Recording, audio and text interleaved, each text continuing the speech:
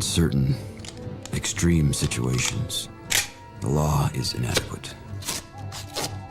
In order to shame its inadequacy, it is necessary to act outside the law, to pursue natural justice. This is not vengeance.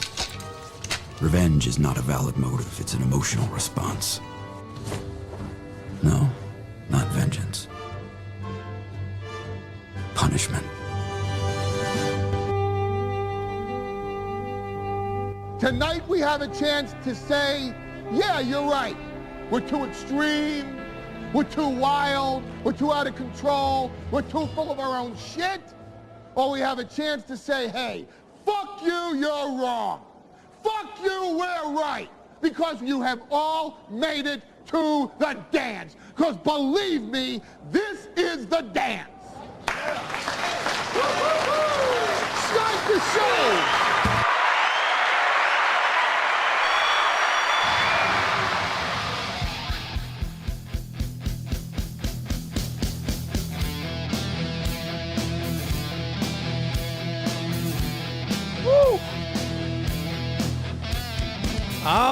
All right. Everybody's getting a little bucky in the Rumble chat.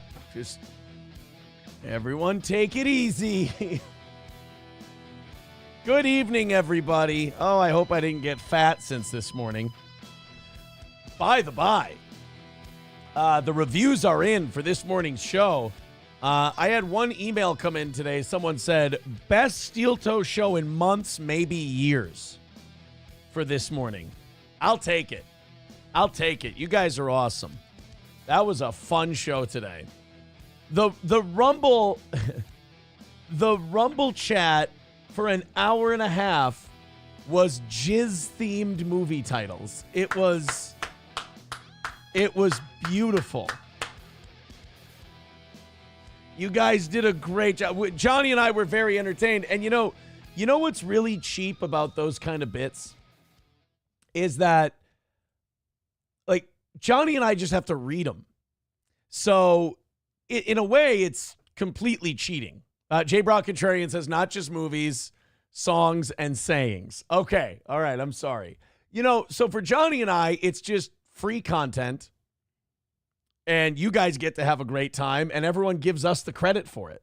Everyone, I get the texts, and I get the emails, and I get the comments of, oh, man, this was a fucking legendary show. The show was so great. And, like, I don't have the heart to tell everybody, like, I didn't have anything to do with it.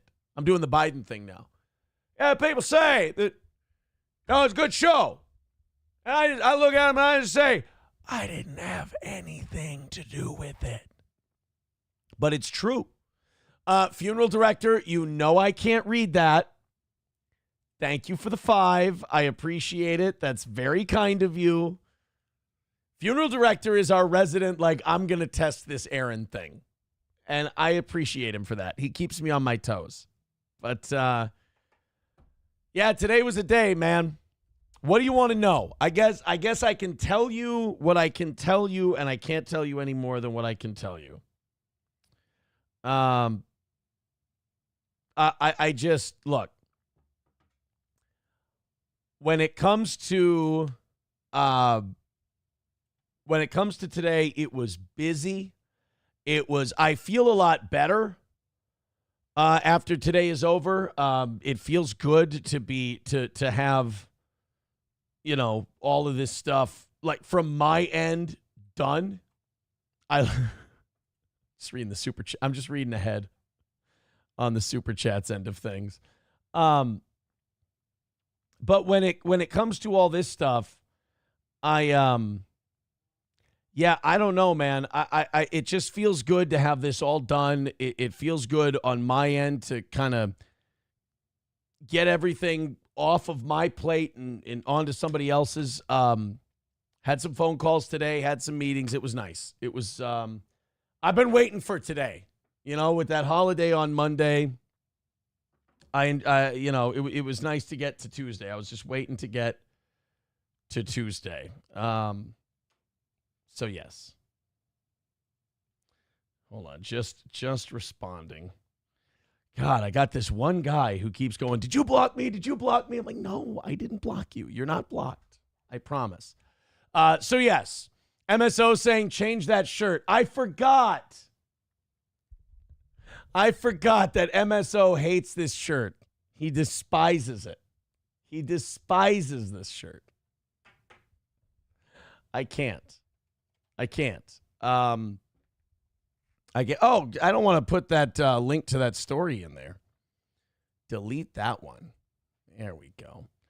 I'm wearing the shirt. I will say this, MSO, if it makes you feel any better, I'm stinky. It's been a very busy day, and now I'm a stinky boy at the end of the day. This is my thing. If I take a shower before I go to bed, which is what I did yesterday, the next day I'm good until nighttime, and then I just get a little stinky, and that's what I did. And now today I've done. It's been a good day, but it's been a stressful day. And so I probably had a few stress sweats, and nothing stinks quite like a good stress sweat. And got it all done. Happy as a pig in shit. We got great shows coming up tonight and tomorrow morning. I can promise you that. And I'm having a hard time looking at the screen right now because this shirt's making me look fat. But I will say this. For those of you who say Aaron's going up, Aaron's coming down, down, down. The shirt underneath this one is a large. And yeah, it's snugger than shit, but it's a large. I'm in it. I'm physically in the large shirt. So that's a plus. Yes, great show coming today. I'm just looking through the chat. I want to hang out with you guys. I want to talk to you, but some of you are just theorizing on shit that I can't talk about. Squirrel Boy Q with $5 says, yummy, yummy, yummy. I love cum in my tummy. Quote Aaron. That's not a quote from me. I've never had cum on my, I've never had male cum on my face, on my tongue, in my mouth. Nothing. Ever. I'm telling you. Thank you very much, Squirrel Boy Q. Funeral director, I can't put that up there. Mr. Panhandler with $2 says 237 easy. I'm not. I swear to God, I'm not 237. I don't know how I can convince you, my man. I'm not going to. I'm not going to convince Mr. Panhandler that I'm not 237. I'm about 220 at the moment, which I should, look, should I get down another 5 or 10 pounds? Absolutely. But for right now, no, I'm not 237. All right, Triple N says at least 228. You know what? If we hit the goal before 8 o'clock today, I will go upstairs. I will weigh myself, and I will report to you. And if it's 228, I'm going to cut my own throat. Pakistan says your self-awareness is at an all-time low, 199. I'm guessing Pakistan not happy with me about what I've done. Sorry, buddy. I apologize. There's a lot of people feeling what Pakistan is feeling, and I understand why. I understand there were bait traps set, and somebody was a little too smart for the retarded traps that were set, and that it does get to some people. But look, you'll figure it out on your own. You'll get there. Don't worry, buddy. You'll be okay. Again, don't take this shit so seriously. You're going to be fine. I promise. 165 is our number for tonight. Thank you guys very much for a great show this morning. Getting $25 into tonight already. Thanks a million. Streamlabs, PayPal, Super Chats, Venmo, Rumble Rants. I appreciate it. Of a granny. Funeral director with $2 says, just watch stream of a granny messing up stock. Like stocks and bonds. Thank you, funeral director. $2 from him. We appreciate it. Okay, let's jump into some shit.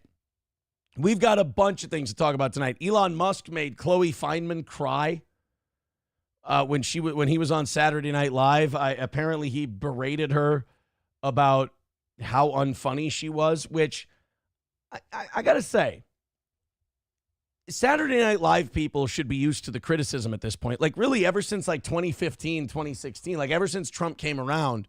And I think, really before that, people have been saying that SNL is not funny. You know, I think everybody, as they get older and they get further away from their generation of Saturday Night Live, SNL always sucks. It was always better when so-and-so was there, you know? When it was the late 80s, they were like, oh, it was better when Bill Murray and Chevy Chase and Dan Aykroyd, all those guys. It was better when Eddie Murphy was there and this and that. Then the 90s come along and you get to like, I don't know, let's say Will Ferrell and Chris Kattan, and they go, oh, it was so much better when it was Sandler and Farley and Spade and Rock and those guys. And then you get to Will Forte and all of them, and it was better with Will Ferrell, and it was always better before. You know, it's kind of like the idea that every generation that comes after you, they're all dipshits that are going to ruin the country, and it's been going on that way since, I don't know, 3000 BC. It's kind of the same way with Saturday Night Live. Every time a new crop comes in, they all fucking suck. Saturday Night Live is dog shit, and it was better when X, Y, and Z were there.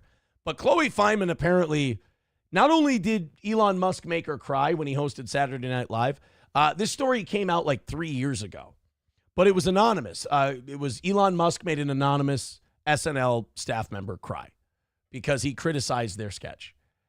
And like Chloe Fineman decided to come out now and admit that it was her.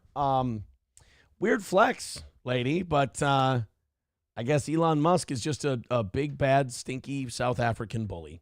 Kiff with 199. Kip with 199 says, what gives? Remarkable protein intake and fatter.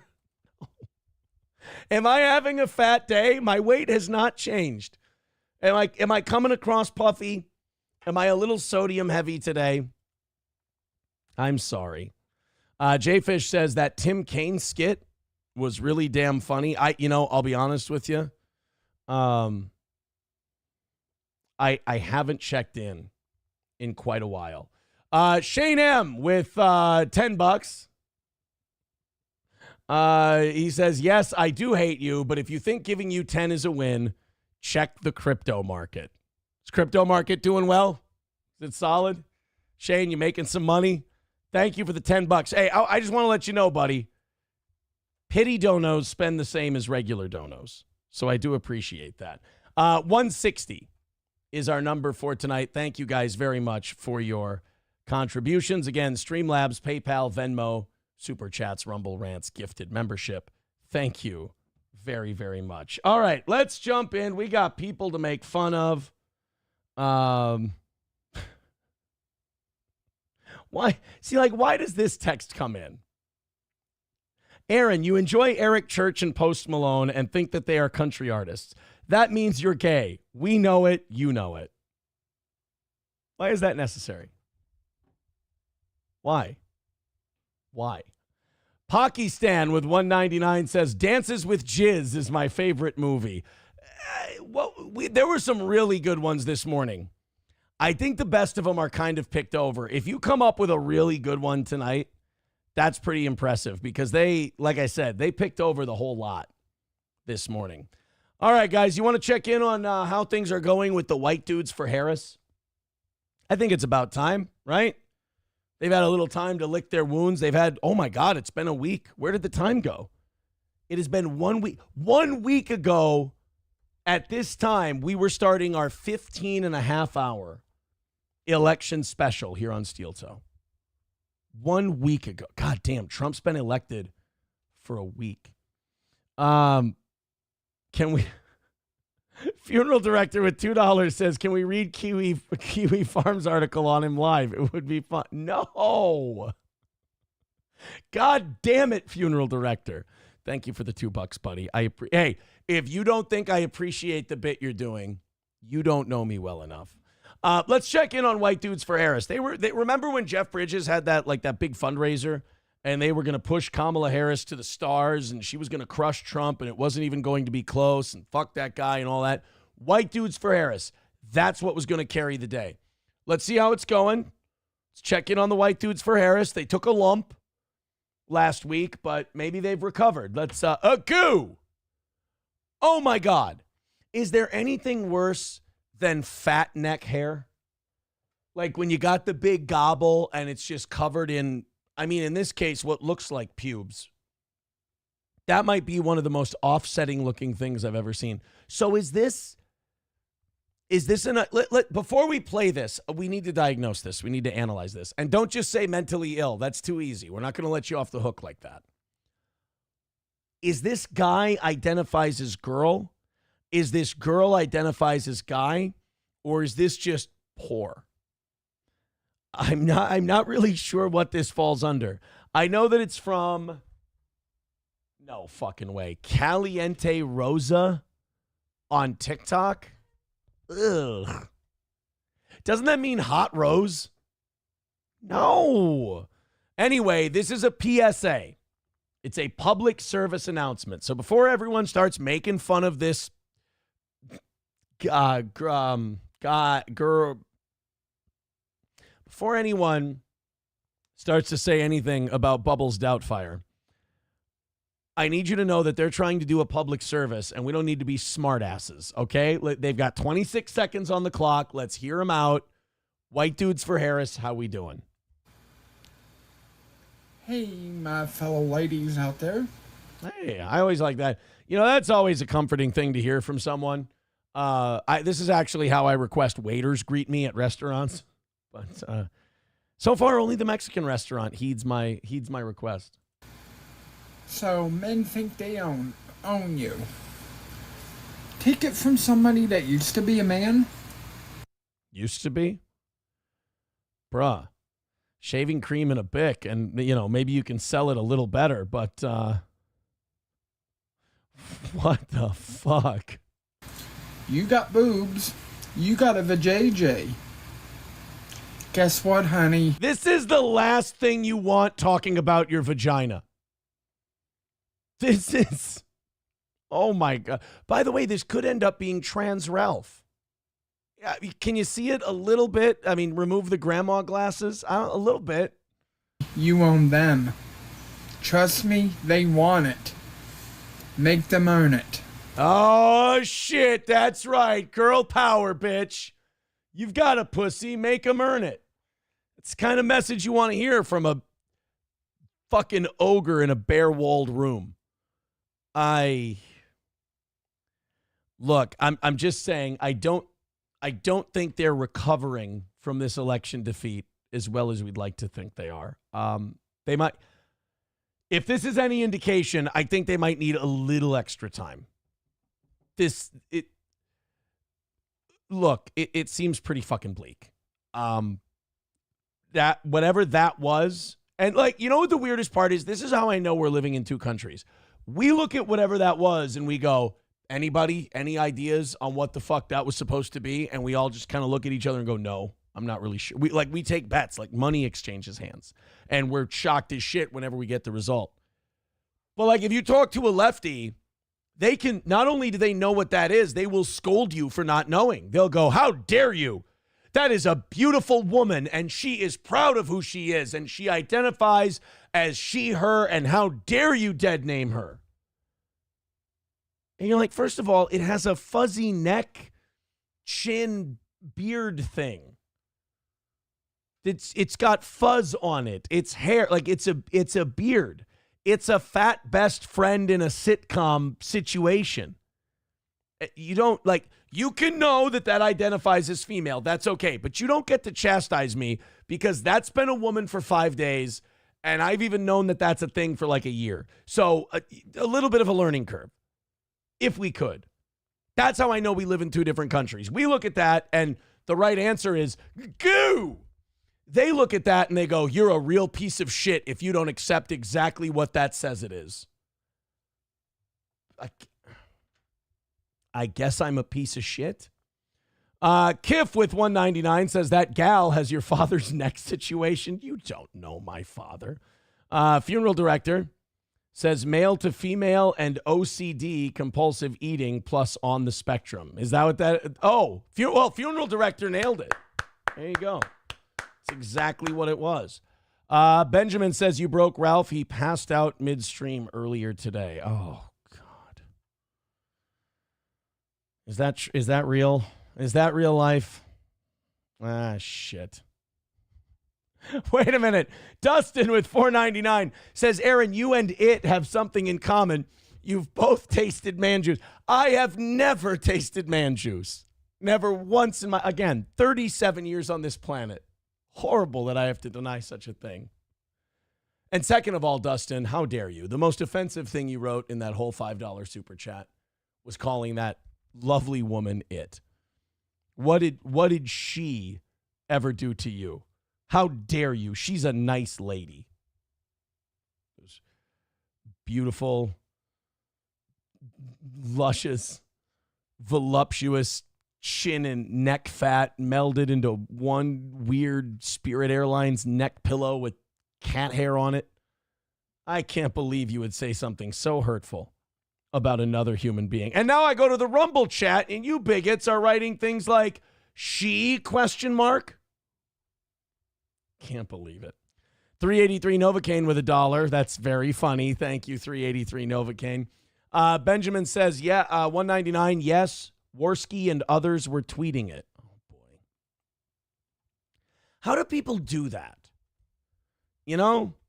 I don't understand how people go on a stream that I would never stream that fucked up to where I'm a threat to pass out on air.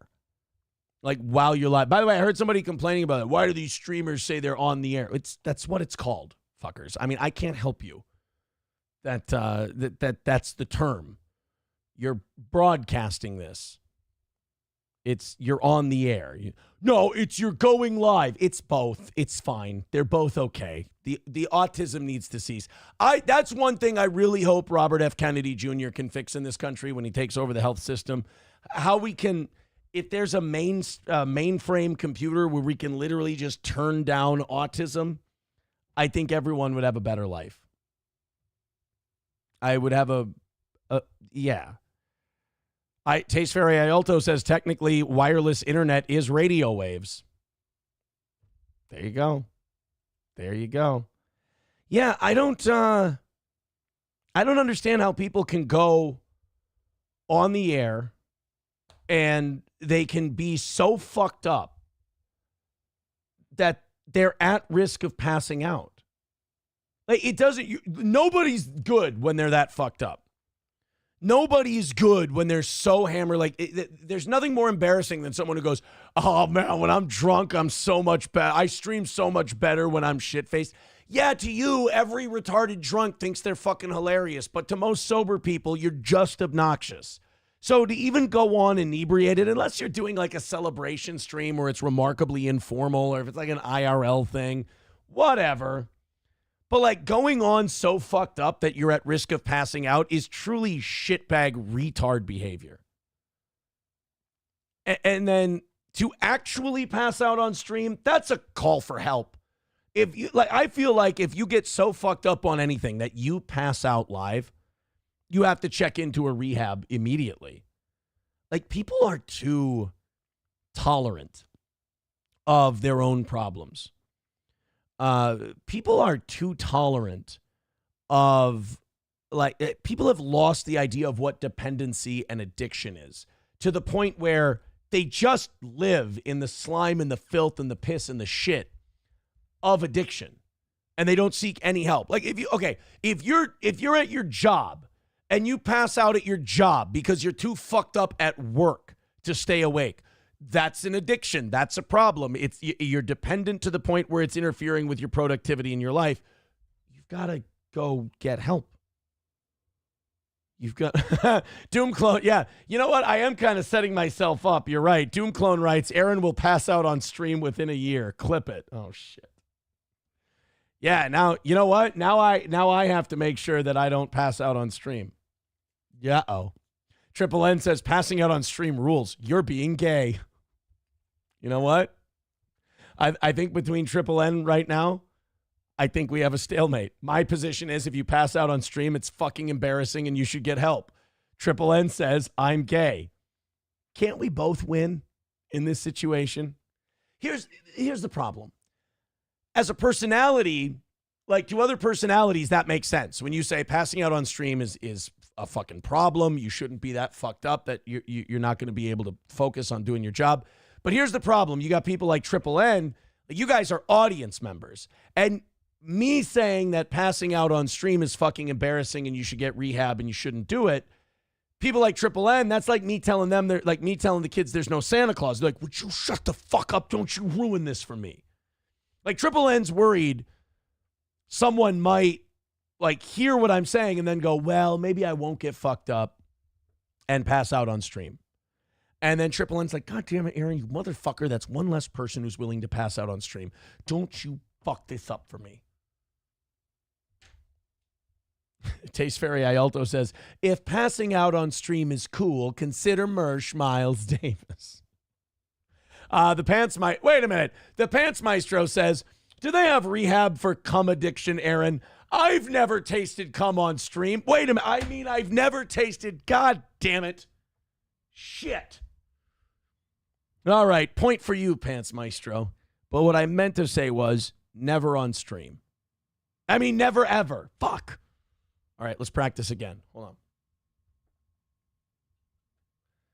Never in my life have I tasted another man's jizz on camera. Never have I ever, once, not ever, never have I tasted the... Look, you mind if we circle back to this? Let's circle back. Pants Maestro says, just asking for a friend, dog. Oh, so that wasn't even an accusation. Well, then we were just doing a bit.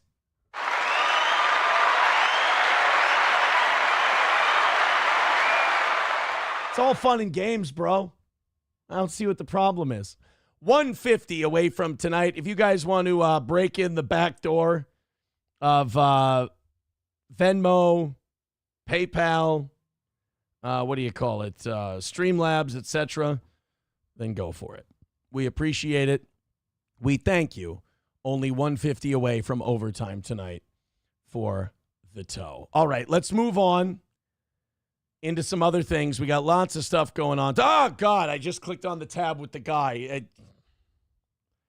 I just clicked onto that thing again accidentally. I thought the link was to the next story. The link was to that thing. And if I have to see it, then you have to see it.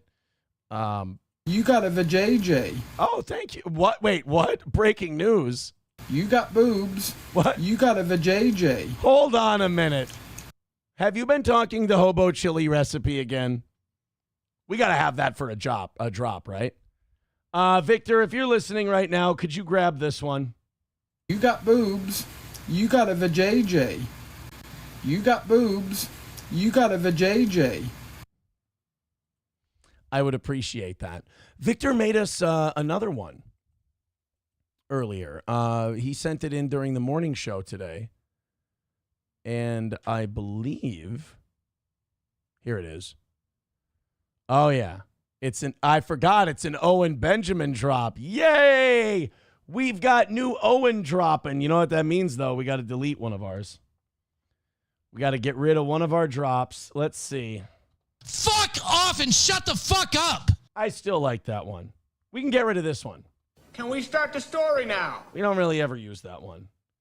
And plus, I never listen anyway, if we were to play it. So let's go to our new Owen Benjamin clip. This one's called Jews Be Suckin'. Wait, oh no. Jew be suckin'.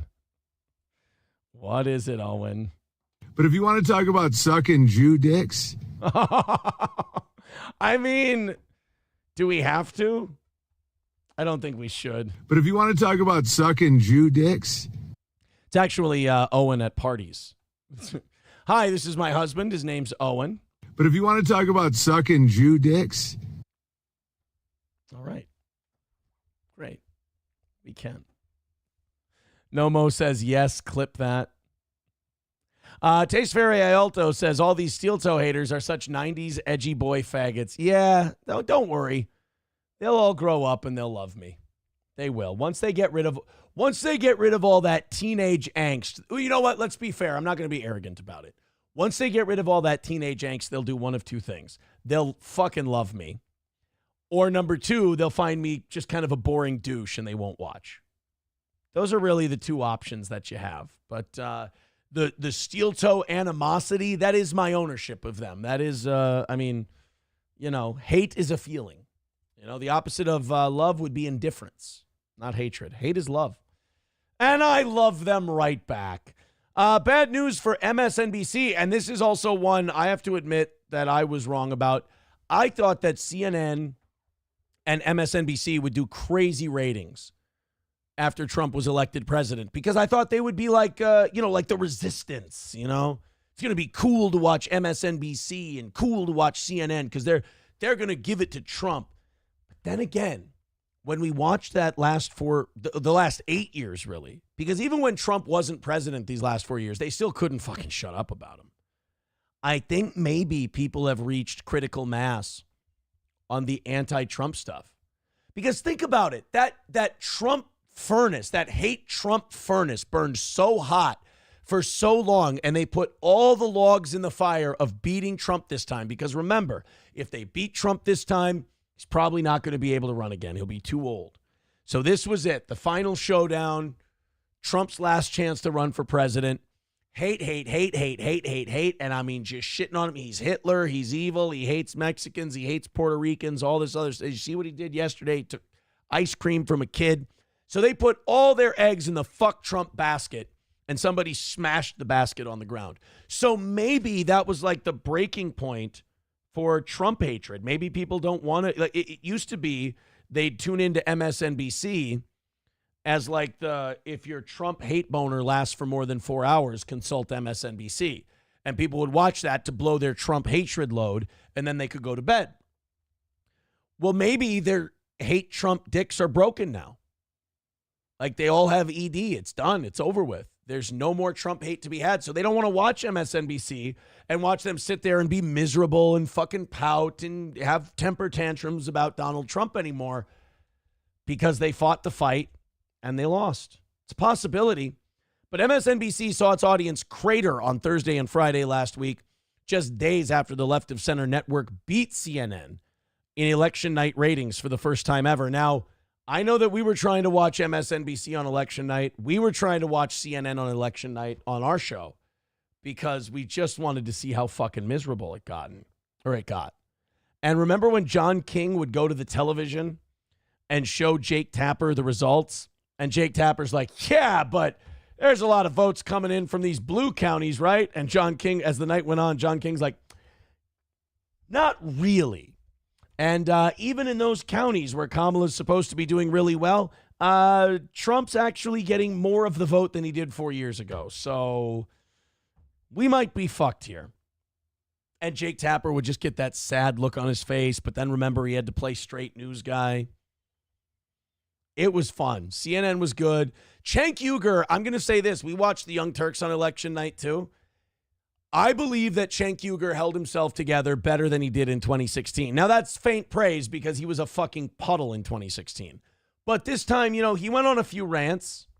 He hammered the Democrats pretty good once he realized Trump was going to win. But for the most part, I feel like Cenk kept his shit together a little better this time. They do. That might sound a little fucked up, but I think Cenk did better. I think he, again, low bar in 2016, but I think he cleared it. But MSNBC on Thursday had total average daily viewers of 596,000 and 71,000 in the coveted 25 to 54 demo. Compare that with Fox News on Thursday, not election night, on Thursday. Fox News came in at 2.6 million average daily viewers to MSNBC's 596,000. So over 2 million more viewers per day checking into Fox News. 357,000 in the 25 to 54 demo, which is about 5 times what MSNBC had. Fucking brutal. On Friday, 7 MSNBC programs recorded their lowest Friday ratings for the year, as the network also saw its lowest rated Friday primetime programming of the year. So people really are getting sick of MSNBC after Trump won. What is it? Is it Schadenfreude is dead? People don't enjoy watching people melt down and lose it anymore. I mean, are we losing an entire generation here? Has Trump broken Schadenfreude? Or are people kind of like, well, fuck MSNBC. They lied to me. They told me this was all going to be okay and we were going to win and I was going to get my way. And then it didn't happen. So fuck MSNBC. I'm not watching. Oh my God. Look at these numbers. Joy Reid down 54.6%. Well, I mean, in fairness, who the fuck wants to watch Joy Reid? Her and Alex Wagner are two of the most miserable fucking people. Ari Melber is down 49.6. Chris Hayes down 47.2. There's Alex Wagner down 53.6. Morning Joe only down 39.6. You know, that's never good for your network. When the big brag is like, hey, look, I only sucked half as bad as everybody else did. Everybody else collapsed by 60%. Me, 39.6. Not bad, right? Stephanie Rule, 67. Oh, my God, 67% down. And Andrea Mitchell down 39.7%. Well, congratulations to Morning Joe for hanging in there. But still, oof, that is bad. Jane says they keep Joy no matter what because you know why. What? I didn't know Joy Reid was Jewish. What the fuck? But if you want to talk about sucking Jew dicks, I don't. I really, really don't. And you guessed it, a Jew. That's not, nobody was saying that. At all. At all. Bigot on Socialist Media says, I don't think Fox is better. They're all peers. Well, the thing with that is, with Fox News, at least they're kind of like, they're happy that Trump won. So if you tune in Fox News, you're going to hear a lot of happy people. You're going to hear a lot of people, yeah, Trump rules. I can't wait to see who he picks next for his cabinet. And it's kind of upbeat, you know, whereas MSNBC is going to be like, fucking Mexicans, fucking blacks, stupid white whores. God, don't you care about murdering babies? Fuck. Why didn't you guys show up and show out for us, you fucking brown-skinned monsters? Like, nobody wants to sit there and watch a bunch of liberals who yesterday were like standing up for all the minorities of the world because Trump was going to throw them all in camps. And then the next day, because they don't get their way, they're just like, you fucking Mexicans don't get it. Stupid retards. Like, that was, I mean, really, did you watch MSNBC? Did you see the Morning Joe Al Sharpton clip? Joe Scarboro, Al Sharpton, where like they literally just called black guys and Mexicans racist. That's what MSNBC did after the election. I just say, Rev, really quickly, too. Democrats need to be mature, and they need to be honest. And they need to say, yes, there's misogyny. But it's not just misogyny from white men. Mm-hmm. It's misogyny from Hispanic men. So Joe Scarborough in one breath goes, we need to be mature about this, all right? We need to be adults. Mexicans are fucking sexist. It's like, whoa, I thought we were being mature and we were breaking this down. Like, mature would be going, well, you know, the Democrats were a little tone deaf on the economy. They kept telling people who are struggling to pay their bills right now that they should be grateful that the economy is so wonderful and that everybody's doing well under Joe Biden.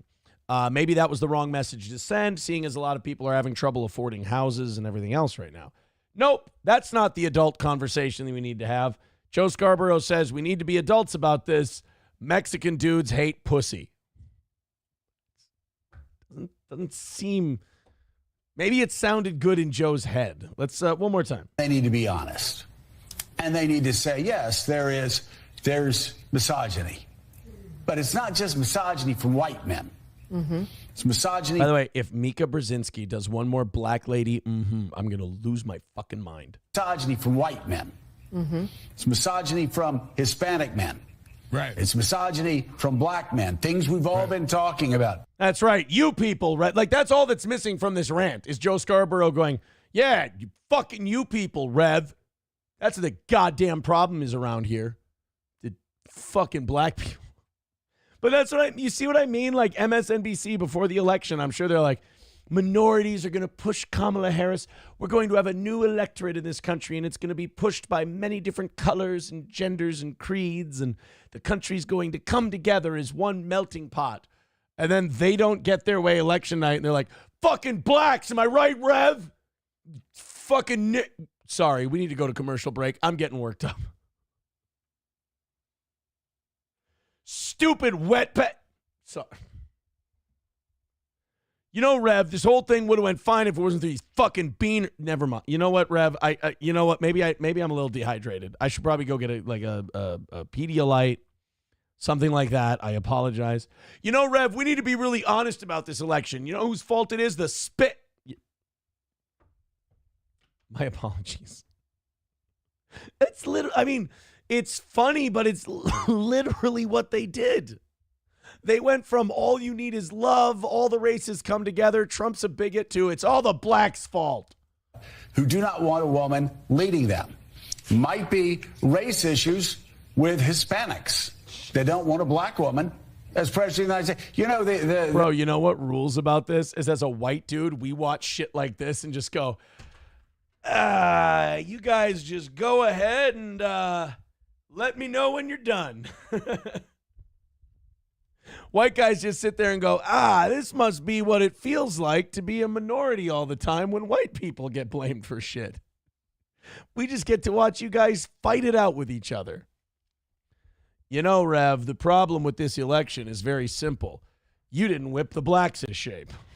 The Democratic Party, I've always found when you're sitting around talking, they love to just sort of balkanize everybody into these separate groups and say, oh, white people don't like women and black people. No, it is time for the Democrats to say, okay, and you and I have talked about this before, a lot of Hispanic voters have problems with black candidates. I love how he just outs Reverend Al. He's like, you and I have talked about this before over a few old fashions and some oysters. We've sat there and just, eaten our delicious seafood meal, had 3 or 4 cocktails. And, we always say it's that hate the.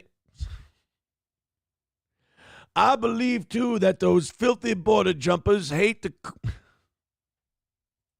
Right. A lot and of with other Hispanics, you got some. Yeah, right. They don't just hate us. Remember, the Mexicans hate the Cubans and they hate the Puerto Ricans, and everyone hates the Guatemalans. Don't like each other. And some of the most misogynist things I've heard going on this Get Out the Vote tour came from black men. I mean, fucking throwing your own people under the bus, Rev? Jesus. It's a mess. This is what I'm talking about. Like, MSNBC went from, like, the Rainbow Push Coalition to, like, your racist uncle at Thanksgiving. He's like, Mexicans hate each other, right? Like, fuck, dude. That's what happened on MSNBC. And that's probably why their ratings are down. They're just alienating everybody. Because, again, when you go out and you fish for not conservatives, progressives. When you sit there and you tell progressives, like, we're your people, you bring in those progressives who are like, we love all people and we're tolerant. So, like, the next day when they turn on your station and you're sitting there going, blacks, right, Rev? They fucking hate Mexicans, racist pieces of shit. Mexicans fucking hate chicks. This is all gay, Rev. And I mean gay like sucking dick's gay. Am I right? Fucking trans, dude. And then all the progressives that you attracted went, I'm going to go watch a podcast, preferably by a non-binary person so they can be represented. Nomo writes in the chat, how do you win people over with talk like that? You don't, as evidence of this election. We're not going to, by the way, the media is never going to talk about this vote total problem, are they? The fact that Biden won last time 81 million to 75 million, and this time Trump is currently winning 75 million to 71 million. That when you count people who turned 18, plus the people, the vote total less of last year, like 15 million voters just fucking disappeared? 15 million people just nowhere to be found, that the 2020 election was totally legit. By 15 million more people were fucking amped to vote for Joe Biden or Donald Trump in the middle of COVID? Is that what we're to believe? Bullshit. We're never going to talk about those numbers, though. Do you think that Trump's going to try to investigate 2020? Because I don't think he is. I think Trump's really just going to let it go. He's going to move on. He's putting his cabinet together. I really don't think that he's going to bother with figuring out 2020.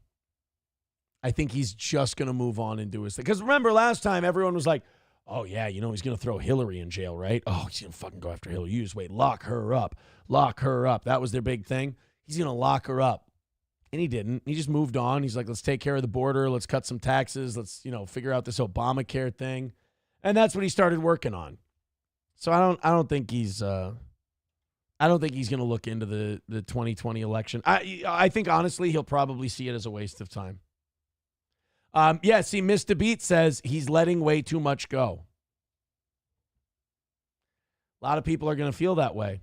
But I think he's got bigger priorities than that. Like, he wants to get rid of the Department of Education, which I fucking endorse. I think it's great. West Coast Patriot Girl says, I think they're being quiet about him winning because they don't want to open that can of worms. Yeah, and Sam Show also makes a great point. It's just too late now. It's just too late. Cocktiff says they fucked up our lives for 4 years, Aaron. Well, no, I'm not saying that they should or shouldn't investigate it. I would like to know what happened. I'm saying I don't think the Trump administration is going to open up what happened in 2020. All right, guys, $150 away from tonight's goal. We're looking pretty solid. What do you say we just keep knocking it down, $5-10 at a time? No Venmo or PayPal yet tonight. You can be the first on Venmo and PayPal. Otherwise, Streamlabs, YouTube, Super Chats, Rumble Rants, gifted memberships. We love those too. Let's go ahead and hammer out $150. Let's get to overtime tonight, and let's keep our perfect week intact. It's been pretty good. So yeah, MSNBC's losing it because they keep shitting all over literally everybody. It's a weird strategy to just go, why don't we just shit on white? Well, they've been shitting on white people forever, but now let's throw Hispanics and black dudes in there. We'll just make sure that nobody wants to watch us. Taste Fairy Ialto says, I think they got one big thing they'll try to get done before January 20th. Really? Do you think Joe's got the fucking balls to pardon Hunter? That's the one I've been thinking about. There's two that I'm thinking about. Three. Is Joe? Are they going to get Joe? Because, remember, they pushed him out of the election. He didn't want to drop out. Are they going to push Joe out of the White House so they can put Kamala in there to be the first female president? Just for a month. I wonder if they would. Number two, I'm wondering if, again, Joe will pardon Hunter. I mean, why the fuck wouldn't he? And number three, I'm wondering if they are going to convince Sonia Sotomayor to drop out of the Supreme Court so he can replace her. I wonder if he would. People are saying, I don't know why he wouldn't pardon Hunter. All right, the other thing is, do you think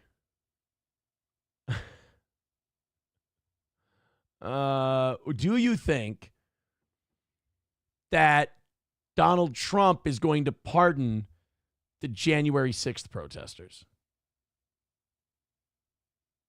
I think he's said that he's going to, but that would be one of those holy shit Trump moments for me if he just let them all out, because I'm pretty sure that they're going to lose. The media is going to lose their fucking mind if on day one he pardons all the J6ers. If that ends up happening, you're going to, watch TV that day. Watch TV. Watch Twitter. It's going to be a full-on meltdown. I think it's going to be, oh, God. I'm hoping for day. Yeah, Sam Show says he said he was going to day one. To watch, 4 years, they built up that message of January 6th. It's like 9/11 mixed with the Civil War. It's a coup. It's an insurrection. And then day one, Donald Trump just goes, they can all just go. It's fine. Yeah, Stop Big Troon says, who cares? It's not like he's running for re-election. That's true. Rusty Grammer says that would be disgusting to the first elected female. Yeah, see, that does seem like a really shitty thing. like to make Kamala Harris the first female president, basically by default. So then the first woman who gets elected doesn't get to enjoy that. That is pretty shitty. Sam Show says, I hope he does. It'll be hilarious. It'll erase January 6th completely off the record. That's true. Honestly, it would be like January 6th never existed. Thank you very much, Turtle, for becoming a member for 19 months. He says, waiting for the new Mugshots t-shirt for the VIPs. Is that what we should do next? I'll think about maybe when it's over. I don't think that's a very tasteful thing to do while it's still going on. I don't think that's a very nice thing to do while that's happening. Nomo says, I know they will let an actual J6-style insurrection happen by Antifa lefties, let violence erupt, and blame Trump. Interesting. All right, boys and girls, 150 away from hammering out today's goal and doing a half hour of overtime. The links are in the chat if you'd like to click on them and throw us a few bucks, and we'll call it another win for the toe. Well, Donald Trump made another big pick today. I did see right before we went on the air that Pete Hegseth is going to be the new defense secretary. That's interesting.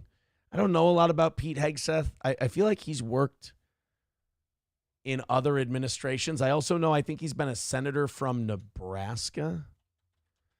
But they're going to now they're going to make Pete Hegseth the new defense secretary.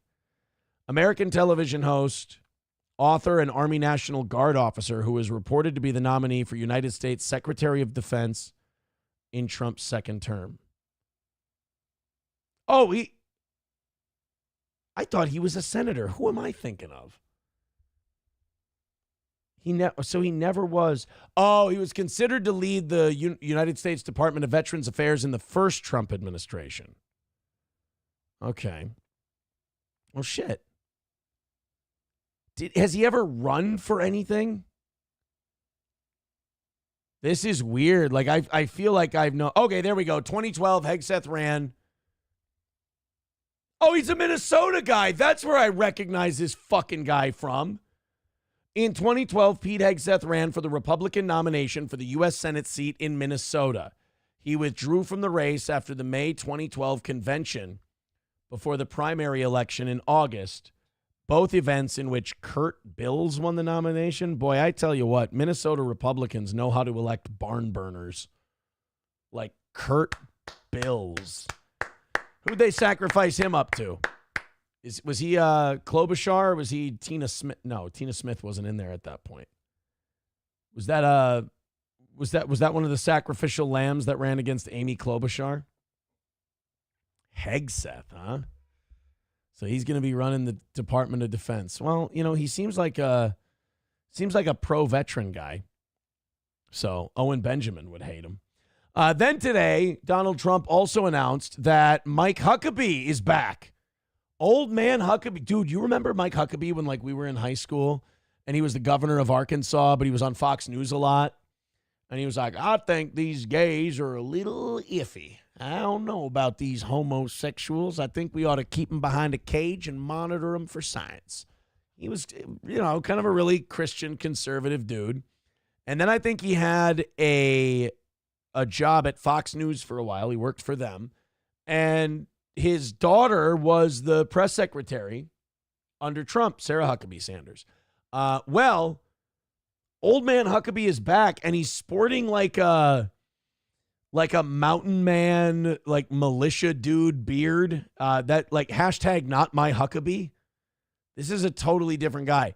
But Donald Trump has picked Mike Huckabee to be the new ambassador to Israel. Now, one thing I don't want you MAGA people getting too excited about. I don't want you thinking that Donald Trump's not going to be an Israel ass kisser and let them do whatever the fuck they want. Because I'm telling you right now, he's going to be an Israel ass kisser and he's going to let them do whatever the fuck they want. If you don't believe me, here's a little speech from Mike Huckabee about how he feels about Israel. And this may have been him auditioning for the job, basically. But when you deny Jewish students the right to go to class, now it's a civil rights violation. where I live in Little Rock, Arkansas in 1957, You never had any Jews there. How dare you? 9 black students were kept from going to class. You know what President Eisenhower did? He scuffed their sneakers. Sorry. You know what President Eisenhower did? He federalized the National Guard and he sent the 101st Airborne in. Those 9 students went to school. Dude, do you understand? Like, think about that for a minute. That was 70 years ago. 70, 75 years ago. How fucking racist was this country? Do you know what we sent 5 years before that? Do you know where we sent the 101st Airborne? Iwo Jima. So the 2 places that we need the 101st Airborne is the Pacific Theater of World War II and an Arkansas school that black kids want to go to. That's what we needed the 101st. Dude, that would be like now if like trans kids wanted to go to the library and SEAL Team 6 came in and they were like, we will fucking make sure this happens. It's like, all right, these are the 2 things we've had SEAL Team 6 do. Murder Osama bin Laden and escort trans kids into a library to read books. Dude, this country has not been okay for a while. In 1950, Eisenhower was like, what do we got going on? Well, a bunch of cute little black kids want to go to school in Arkansas. Cool. Why are you bringing this up with me? Well, a bunch of white people are spitting on them and calling them the C word and the N word and all kinds of other shit, and they won't let them go to school. Oh, you mean like the other kids? No, sir. Full-blown adults are just standing in a schoolhouse door, yelling at black kids, telling them they can't go to school. All right, I got an idea, guys. Hear me out. All right, Mr. President, what do you got? What do you say we get the 101st Airborne Division in there and just walk the kids into school? They're like, sir, are you sure that's going to work? We could just have the local police do it. We can't. Why not, Mr. President? The local police are standing in the schoolhouse door pointing guns at the little kids. We may have to bring federal troops in on this one. I don't think the locals are going to help us. So I don't know. I don't know where this story is going to go with Mike Huckabee, but it's not a good flex of 1950s America. Born in, those 9 students went to school. I don't understand why this presidential administration doesn't recognize that it has a responsibility to protect these students. And it's not. Yeah, so fucking under Mike Huckabee, we're going to be sending SEAL Team 6 in to let Jews go to college. Because if there's one thing Jews have had a problem getting in America, it's an education. Just the Jewish students, it's all the students. But what an outrage to single out Jewish people and make them the target of this level of hate and anti-Semitism. I see your hate and anti-Semitism, and I raise you. I mean, if you grade us on a historic curve, we're doing okay, right? But if you want to talk about sucking Jew dicks, ladies and gentlemen, Mike Huckabee. Rage to single out Jewish people and make them the target of this level of hate and anti-Semitism. Right. It's not even my birthday. If these were black students being denied being able to go to class, I have a feeling there would be outrage in the mainstream media and in the White House. Wait a minute. Is Mike Huckabee, future ambassador to Israel, is he really telling me that the media doesn't care about the plight of Jews? Is this is really where we're going to go with this one? Okay. If these were women or if they were gay people, there would be... They'd be thrown off the roofs in Afghanistan. Oh, shit. Sorry. Gay people, there would be outrage. There needs to be an outright outrage over the fact that Jewish students have been targeted, and Columbia's response is go to class virtually, and we don't know what we can do. This is absurd. Dicks?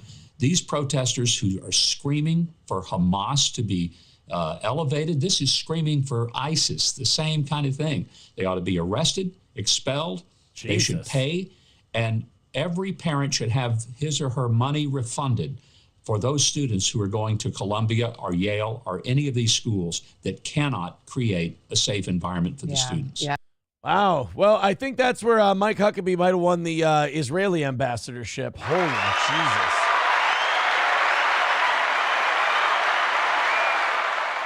You know, I really think that that Mike Huckabee guy, I think he likes Jews. I think he likes Jews, which is a little strange if you think about it, right? Because He's also like a super Christian guy. And like, I don't mean to burst his bubble, but when he gets to the part of the book where they kill his savior, woo, is he going to be mad? Don't use my real name. This is Turtle. Turtle, to answer your question, no. But if you're worried about that, send me an email and I will discuss it with you and give you any options you may have. But no, I can tell you this, most likely not. I've seen nothing of the sort. Thank you for the $5, Turtle. I appreciate it. Hey, boys and girls, top of the hour. We're halfway through the show. We're 145 away from tonight's goal. Do me a favor. Let's rally up and let's knock that thing down. I really appreciate it. 145 away from tonight's goal and 30 minutes of overtime for you, the viewer of Steel Toe. So go ahead, throw in a couple of bucks, whether it's on Rumble, YouTube. Really crush that PayPal and that Venmo too. We appreciate it. All the links are in the chat. Thank you very much. Throw in a few, and we'll call this another win for the Toe by the end of the night. Okay. Off we go. You guys want to see what they've come up with in a week for the new, like, we watched a guy or a girl, whatever the hell that was earlier. We watched somebody bitch about the election results. We watched somebody bitch and complain and, you know, you got a vagina and make them earn it. And, you know, these guys who voted for Trump, you know, don't go fucking them, right? Well, we've got videos of people who now have productive ideas. We've got people who are actually, they're not just saying that, you know, we're mad, we're pissed off, whatever. They're actually coming up with ideas.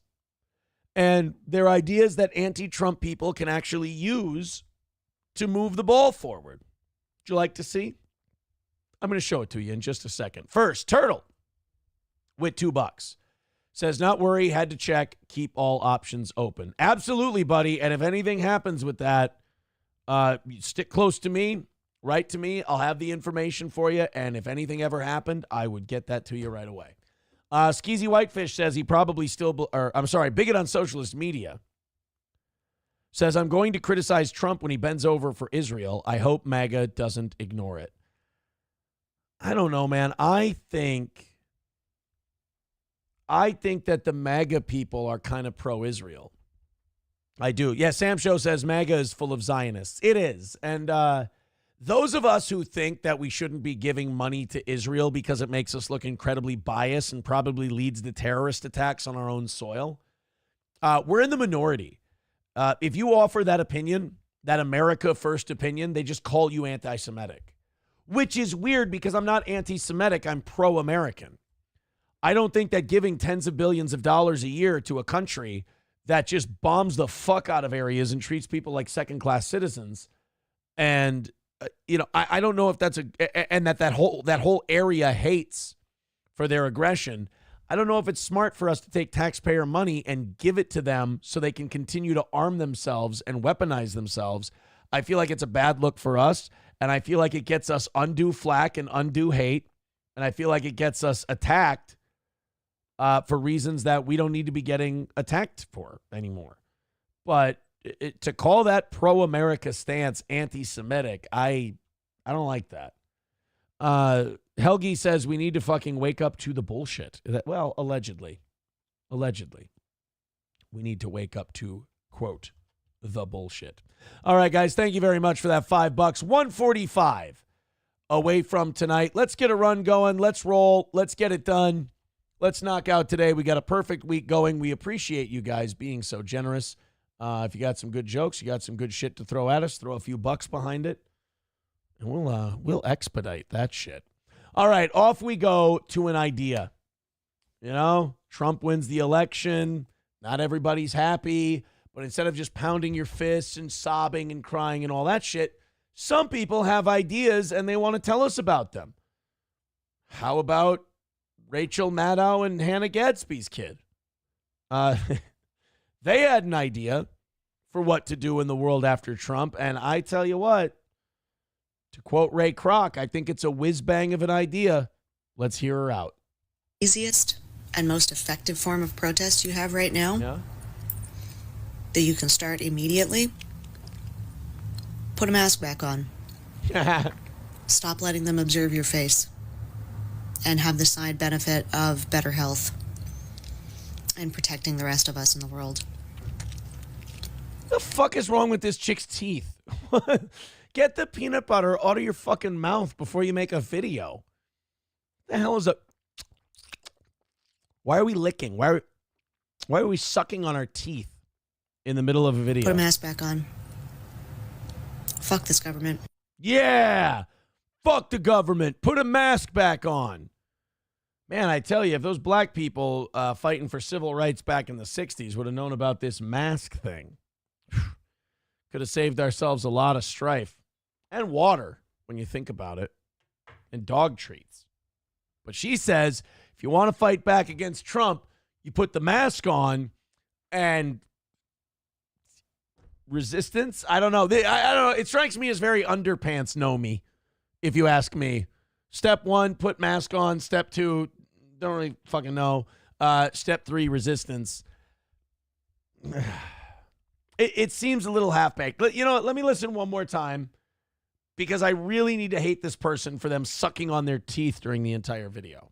Easiest and most effective form of protest you have right now Dental floss?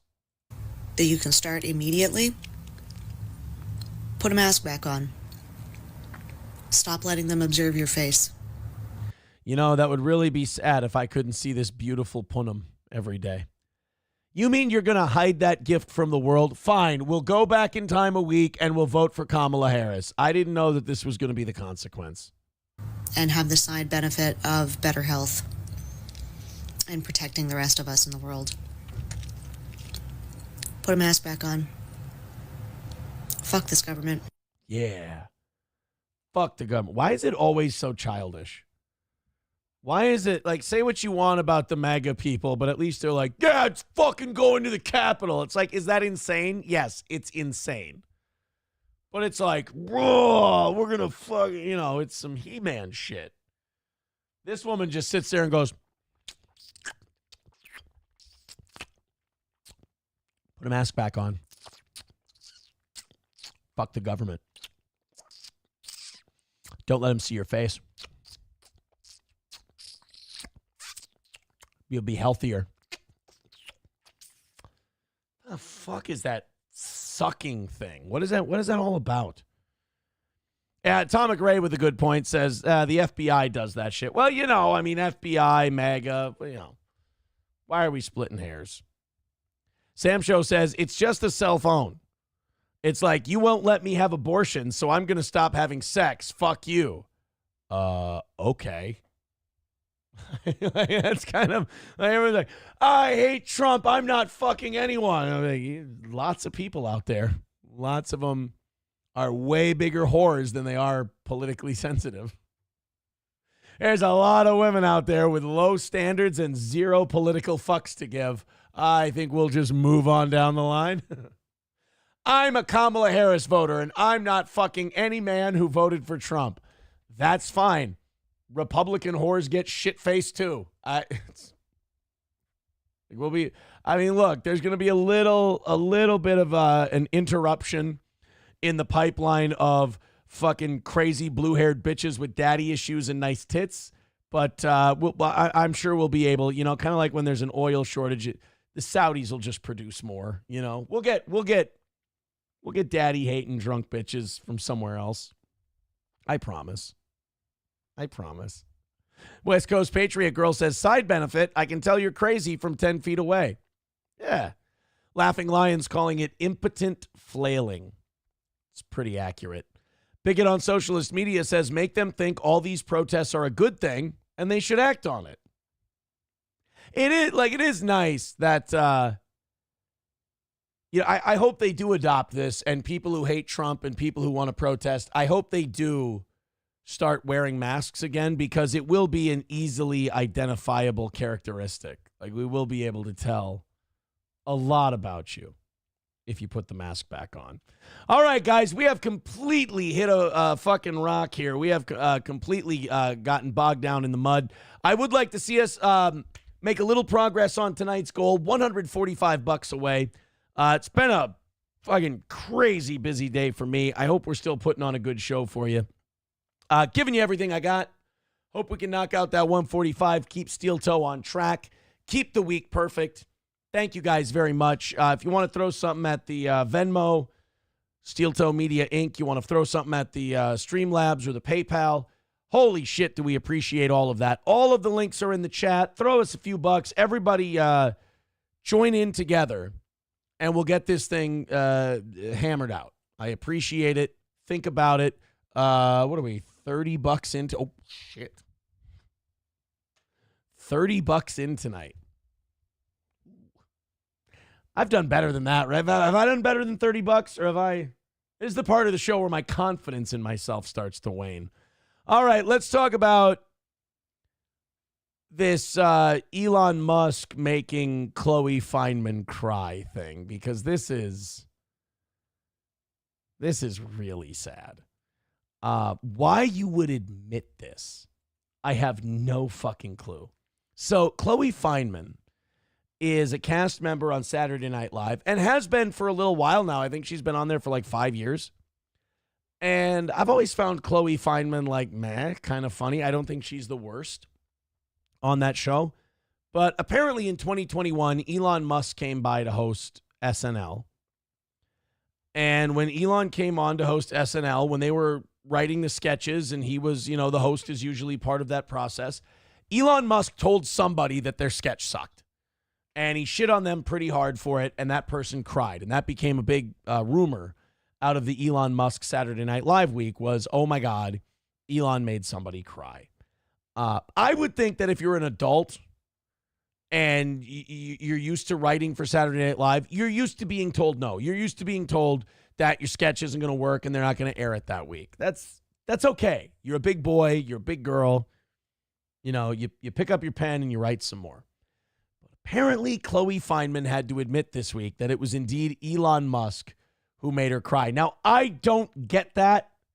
I don't understand admitting that because it's fucking humiliating.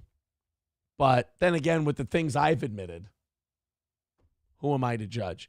So Elon Musk tweeted back in November. This was Sunday. So Sunday, Elon Musk was tweeting about the current episode of SNL. And he tweeted, SNL has been dying slowly for years as they become increasingly out of touch with reality.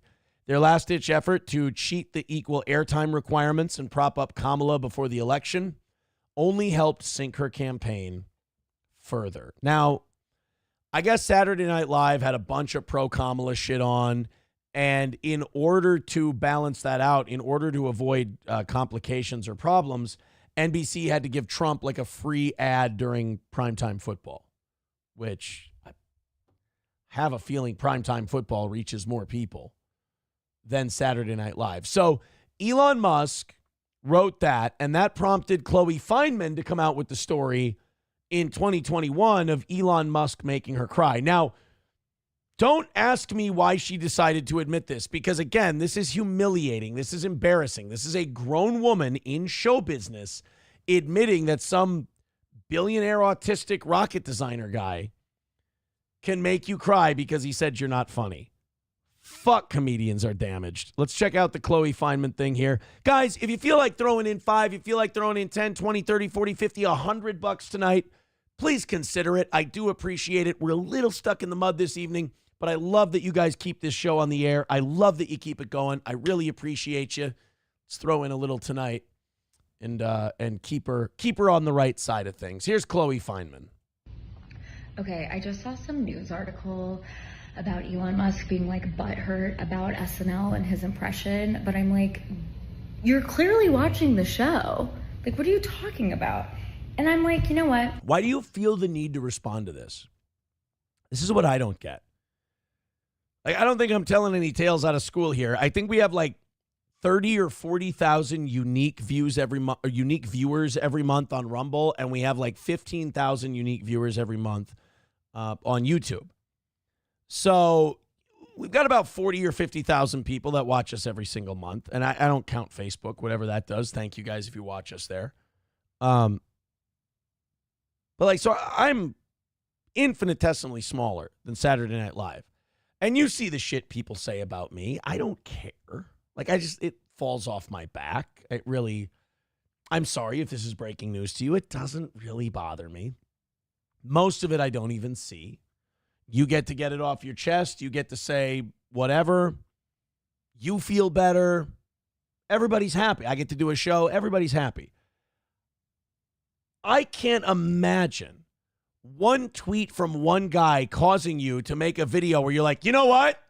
Elon Musk is a fucking meanie and he didn't like our show. And, you know, he made me cry once. Like, that's fucking embarrassing. Get a hold of yourself. I'm going to come out and say at long last that I'm the cast member that he made cry. And could you imagine like Eddie Murphy doing this? Like, yo, Lee Iacocca, that motherfucker made me cry. Lee Iacocca from Daimler Chrysler was saying that I wasn't funny and he called me the N-word. Like, it's fucking stupid, man. That he made cry. And he's the host that made someone cry. Maybe there's others, but I saw some articles and stuff and I was like, I'm not saying women shouldn't be allowed on Saturday Night Live. Obviously, that would be too far. But if criticism makes you cry at a staff meeting, you don't get to be on Saturday Night Live. It's not for you. But I saw some articles and stuff and I was like, I'm not going to say anything. But I'm like, no, if you're going to like go on your platform and be rude, like, guess what? You made Chloe Fineman, burst into tears because I stayed up all night writing this sketch. Everybody stayed up all night writing sketches. You're not fucking special. Some of them get used. Some of them don't. Some people like them. Some people think they suck shit. If you work your way up to Saturday Night Live and you've earned your spot, you should be able to handle somebody saying that joke sucks or that sketch isn't funny. I was so excited. I came in, I asked if you had any questions, and you stared at me like you were firing me from Tesla and were like, it's not funny. I waited for you to be like, haha, JK. No, then you started pawing through my script, like flipping each page, being like, I didn't laugh once, not one time. Cut to the sketch made it on and it was like fine and I actually had a really good time and I thought you were really funny in it, but you know, that was have a little manners here, sir. See, like, to me, that's embarrassing as shit that you did that. Like, making that video is fucking embarrassing. You literally just made a video saying Elon Musk told me my sketch wasn't funny, so I cried. Honestly, I would have taken that story to the grave with me. Jesus. Do you know how many sketches get pitched every week? And they get denied at Saturday Night Live. It's infamous. There's a lot of people who have said Lorne Michaels would turn down my shit every week. I wouldn't get a sketch. Like, you have to write a certain amount of sketches for the show. Whether they get picked or they don't get picked, you got to turn them in every week. That's the rules. Sometimes you get picked. Sometimes you don't. Nomo says there are stories of cast members pitching sketches for years before they were used. Really? Yeah. Are there stories of them sobbing and crying like a fucking baby because somebody didn't like them? Day One Salt says, who's the biggest victim leapfrog, right? Dive Bar says she's annoying as fuck and it would be nice if I could make $1 every time she says like. Maybe that's what he hated about the script. Sam Show says, I mean, that was funny. That's true. You know what? That part was funny. That's a funny thing that Chloe Fineman did. The Pants Maestro says, that's what happens to me when Aaron doesn't appreciate me. Oh. Now, Pants Maestro, now I feel like shit. Is this how Elon Musk felt when Chloe Fineman cried? That's terrible. See, now I feel bad. Well, actually, you know what? Jay Bra, I just read your comment. Now I'm just disgusted. No Pen 15 Fathead with $5 says, for my favorite cum guzzler. I've never in my life, not once. I suppose it wouldn't help if I told them I'm not a homosexual. Neither are they. You have to be human first. They don't qualify. All right, guys, we are an even 140 away from tonight. Let's get a move on that. Let's do it. Everybody chipping in. Everybody throwing in for the toe. Let's have everybody throw a couple bucks. Couple of bucks at the toe and make this 140 go. Make this 140 bucks disappear. We came in at 175 for tonight, so we've made $35. $35 so far this evening. If you see my speech pattern get elevated and I start talking faster, it's because I have zero fucking confidence that I've earned anything tonight. So everybody with $5-10, let's just fucking get it out there. Let's do this thing. Gifting some memberships, throwing in some Venmos and some PayPals, smoking this fucking goal at 140. What do you say? See, like Chloe Fineman's made me laugh before, you know? Like, it's not like Chloe Fineman's not funny, but like, that's just something I would never, ever say. Elon Musk responded to this saying, frankly, it was only on the Thursday before the Saturday that any of the sketches generated laughs. I was worried. I was like, damn, my SNL appearance is going to be so fucking unfunny that it will make a crackhead sober. Don't, guys, I can see you racing for the joke. Don't do it. I can't. But then it worked out in the end, said Elon. Okay. Yeah, so he was worried that, you know, all eyes were going to be on him hosting Saturday Night Live, and your sketch was going to make him look like a fucking asshole. And so he was a little nervous about it, so he gave you some shit about your sketch. I think it's fine. Helgi with $5. Thank you very much, Helgi. That $5 is really helpful. 135 away from tonight's goal. We need everybody doing that. We need those fives just piling in. Just pile them in, back them all in, dump them right off at the dock, and let's call it another win for the toe. 135 away from tonight. Thank you very, very much. Again, Streamlabs, PayPal, Venmo, Super Chats, all of that is in the chat for you to chip into. Chucky B, thank you very much for the $4.99. See, ask and you shall receive a rally. Everybody jump in. Somebody really stand out with like 10 or 20. Oh my God, that'll make my eyes pop out. Chucky B with $4.99 says, did she go to her safe place? Well, I mean, Jesus Christ, she's at Rockefeller Center in New York City. If you can't find a safe place there and you're a lefty, fuck. Atomic Ray with $3 says, Martin Short cried at every show on SNL? Was Martin Short an SNL guy? I thought Martin Short was, what is it? SCTV. I guess he hosted a bunch. I don't know. The Pants Maestro says, I've got a truckload of fives for DeButter. No, we're not doing DeButter. Someone else said that pen flip was as smooth as butter. That's, you know, it's a little pen flip. Every once in a while, we do ourselves a little pen flip. Right now, we're trying to get a rally going, which we got a little mini rally worked out. We got a little mini rally going on here at the toe, 135 away. Let's keep knocking it down, and let's make it another win for the toe by the end of the night. Thank you, guys. Streamlabs, PayPal, Venmo, Super Chats, Rumble Rants, everywhere. Throwing a couple of bucks in. Oh, Victor got us our drop. The boobs and vajayjay drop. He says, this guy's fucking weird. Enjoy? Yeah. I mean, I'll enjoy. I like the guy. As long as, you know, I don't have to see him in public. Ugh. You guys want to take a look at what Trump's going to be dealing with in Los Angeles when he tries to get immigration under control? So Trump's got a new immigration guy that he's going to put, you know, the guy he's going to put in charge of the Border Patrol. Seems like a real hard ass. Real hard-ass, ball-busting law enforcement dude. Well, the problem is, when we want to deport all these illegals, sometimes you have to work with the local law enforcement to make it a little easier. You go to the local law enforcement, it's like, hey, could you do some raids for us? Could you get some illegals? Let us know when you got them. ICE will come in, we'll round them up, we'll deport them. That's how it works. Well, some cities The politicians in those cities say, nope, we're a sanctuary city. We're not going to help you. We're not going to assist you in any way. You come into our city trying to take illegals, and we're going to try and throw your ass right out. We're not going to let you deport anyone, which is kind of weird because the federal government does have the authority to regulate immigration.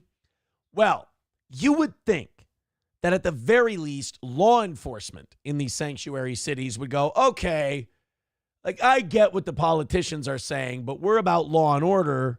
We're the police department. We're going to enforce the rules. Well, this is newly sworn in Los Angeles Police Chief Jim McDonnell. And this is the message he had for President Trump. And by the way, the new Border Patrol guy, the new guy in charge of the border, apparently his big thing is he wants to find all the missing children, all the trafficking victims that get shipped across the border. That's going to be his big move. That's going to be his big passion, which would be great because to me, it's always been really creepy as to why all these politicians don't give a fuck about all the child trafficking, why they don't get if you don't want me to believe in dun babies and adrenochrome conspiracies and all this other shit, then why do you guys get so silent when it comes to finding missing children? That's really, really weird. Or when it comes to illegal immigration, you're like, hey, they traffic underage girls across the border, right? And politicians, you never hear a peep from them on the matter. And it's quite frankly, it's a little unsettling. So here's Jim McDonnell, the new LAPD police chief. Let's see if he's going to help Trump out on immigration. LAPD will protect our immigrant community. LAPD officers will not take action to determine a person's immigration status and will not arrest someone for their status. Wow. And LAPD will not assist with mass deportations. Great. Los Angeles. All I'm hearing from this guy is the LAPD will continue to not do their fucking job and allow crime to spiral up.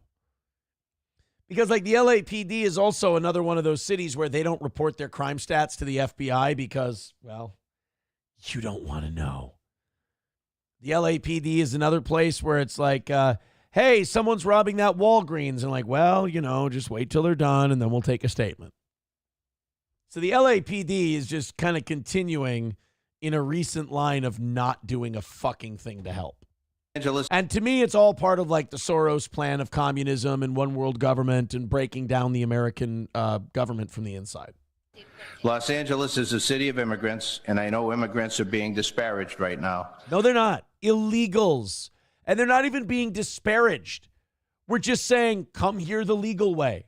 And if you don't come here the legal way, we'll throw you out until you do. That's not immigrants being disparaged. No one's sitting there and going, throw out all the fucking Nigerians. Well, some of you are. I'm not. It's just, I hate the way they frame this shit. It's lies. Right now. But I want the people of Los Angeles to know my viewpoint. Our nation was built by immigrants, and LA, such an extraordinary city, because of the people here from literally all over the world. Sure, and that's great, and that's lovely, and it's a beautiful sentiment, and I'm sure we can all get behind it. But we're not talking about legal immigration. We're talking about illegals. I hate this, the whole purposefully obfuscating what the reality is. I really hate that. Because, everyone knows what he's talking about. Everybody knows what, Trump is gunning for. And they just purposely go, oh, I can't believe he's just trying to kick out all these immigrants. It's it's not what's happening. So it looks like he's going to have a hell of a time in Los Angeles. He'll probably have a hell of a time in San Francisco. So what does that mean? Does that mean ICE just rolls up and just starts rounding people up? I love that. So the local governments aren't going to help him. So here's what they're hoping happens. Here's the 4D chess move they're trying with Trump. They're going to say, we're not going to help you round up illegals. We're not going to help you deport illegal immigrants. So what ICE is going to do is they're going to start rounding people up, and they're going to find out that they took some legal immigrants, and then LA is going to use that to go, look at what the Trump administration is doing. Oh, my God, they're even rounding up legal, law-abiding Americans. This is terrible. And you won't be able to tell the media, well, hey, they won't help us, so we have no idea how to find out who's here, who's here legally and who's not. They're not going to report that. They're just going to go, oh, the Trump administration just rounding up people at random. You wouldn't believe how many innocent, non-law-breaking citizens were involved in this raid. Chev Maddock, becoming a member for 3 months, says, show me how them tits fart, Aaron. Goddamn tits fart again. Thank you very much, buddy. Hey, we're still 135 away from tonight's goal, and we are still pretty bone dry over on PayPal and Venmo. Looks like we're having a little bit of a rough night tonight, but I think we're just one rally away from getting this thing within striking distance. So if in the next couple of minutes here, you feel like throwing in via PayPal, Streamlabs, Venmo, whatever, we got plenty of content for you tonight. We got plenty of things to go over. I feel like we've been, boom, hitting it for you tonight. Throw us a few bucks. Throw a couple dollars in the hat for this old busker. And because we've been nailing it lately. We've been killing it. We've been perfect for over a week. I'd love to keep it that way. Thank you guys for your contributions. Let's see if we can push us over the edge tonight. You remember those stories that FEMA was being instructed to not help houses in Florida that had like, what was it? Trump signs in their yard and stuff like that. Like if you had Trump signs in your yard, they were like, don't go in there and help them. It's not, forget it. Because I think with all this hurricane shit, like especially in North Carolina, I think they wanted to see if they could depress low voter turnout in Republican areas. So I was like, hey, don't help them, because if we don't help them, then what we can do is we can, maybe stop them from voting and, turn North Carolina blue. Well, it didn't work out. It certainly wasn't going to work out in Florida. But when we found out about this, when we found out about some FEMA workers saying, hey, we've been instructed by our bosses not to help houses that had Trump signs at them, it was, again, one of those things where we were all told that we were conspiracy theorists and it's all just nonsense and horse shit, and this is all just Trump conspiracy stuff. Well, you got employees from FEMA that are starting to come out and tell their stories, and it doesn't look like this is the crazy mega conspiracy theory that maybe some people thought it was. This is Marnie Washington, who is a FEMA disaster survivor assistance crew leader. So this is one of the people on the ground who ran teams during the hurricane recovery in Florida. Let's listen to her. Stating that I was fired. They all alleged that these actions were made on my own recognizances and that it was for my own political advances. However, if you look at the record, there is what we call a community trend. And unfortunately, it just so happened that the political hostility that was encountered by my team, and I was on 2 different teams during this deployment, they just so happened to have the Trump campaign signage. Oh, okay. So she's admitting without admitting, because what she's saying is, well, we had some Bucky moments. We had some chippy encounters, and both of them were with Trump fans. They had Trump stuff in their yards. So we just decided to make a rule that we weren't going to help Trump people because we had 2 really bad experiences. It's like, fucking hell. Really? These people just had a hurricane roll through, destroy a shitload of their belongings. And what do? You're like, well, a lot of them were, these people who had just had a hurricane roll through and their houses became destroyed. A lot of them were kind of dicks. I'll be honest with you. They were a little impatient. They seemed like they were in a bad mood, kind of testy. So we also saw that they had Trump signs in their yard. So we put 2 and 2 together. And instead of coming to the conclusion that, well, when people lose their houses, they're on a bit of a hair trigger, Trump fans are all dicks and we're not going to help them. Fuck them. They can rebuild their own house. I mean, this is crazy. FEMA always preaches avoidance first and then de-escalation. Avoidance first. Isn't that lovely when you're going into a natural disaster zone? Hey, if anyone's really stressed out and they give you a hard time, just fucking ignore them. Especially if they're on the roof of their house begging for help. So this is not isolated. This is a colossal event of avoidance, not just in the state of Florida, but you will find avoidance in the Carolinas. Senior leadership will lie to you and tell you that they do not know. But if you ask the DSA crew leads and specialists what they are experiencing in the field, they will tell you. Demand for FEMA to give you those incident reports. So she's saying that this is not an isolated incident. This is, a pretty commonplace thing. I mean, I believe her.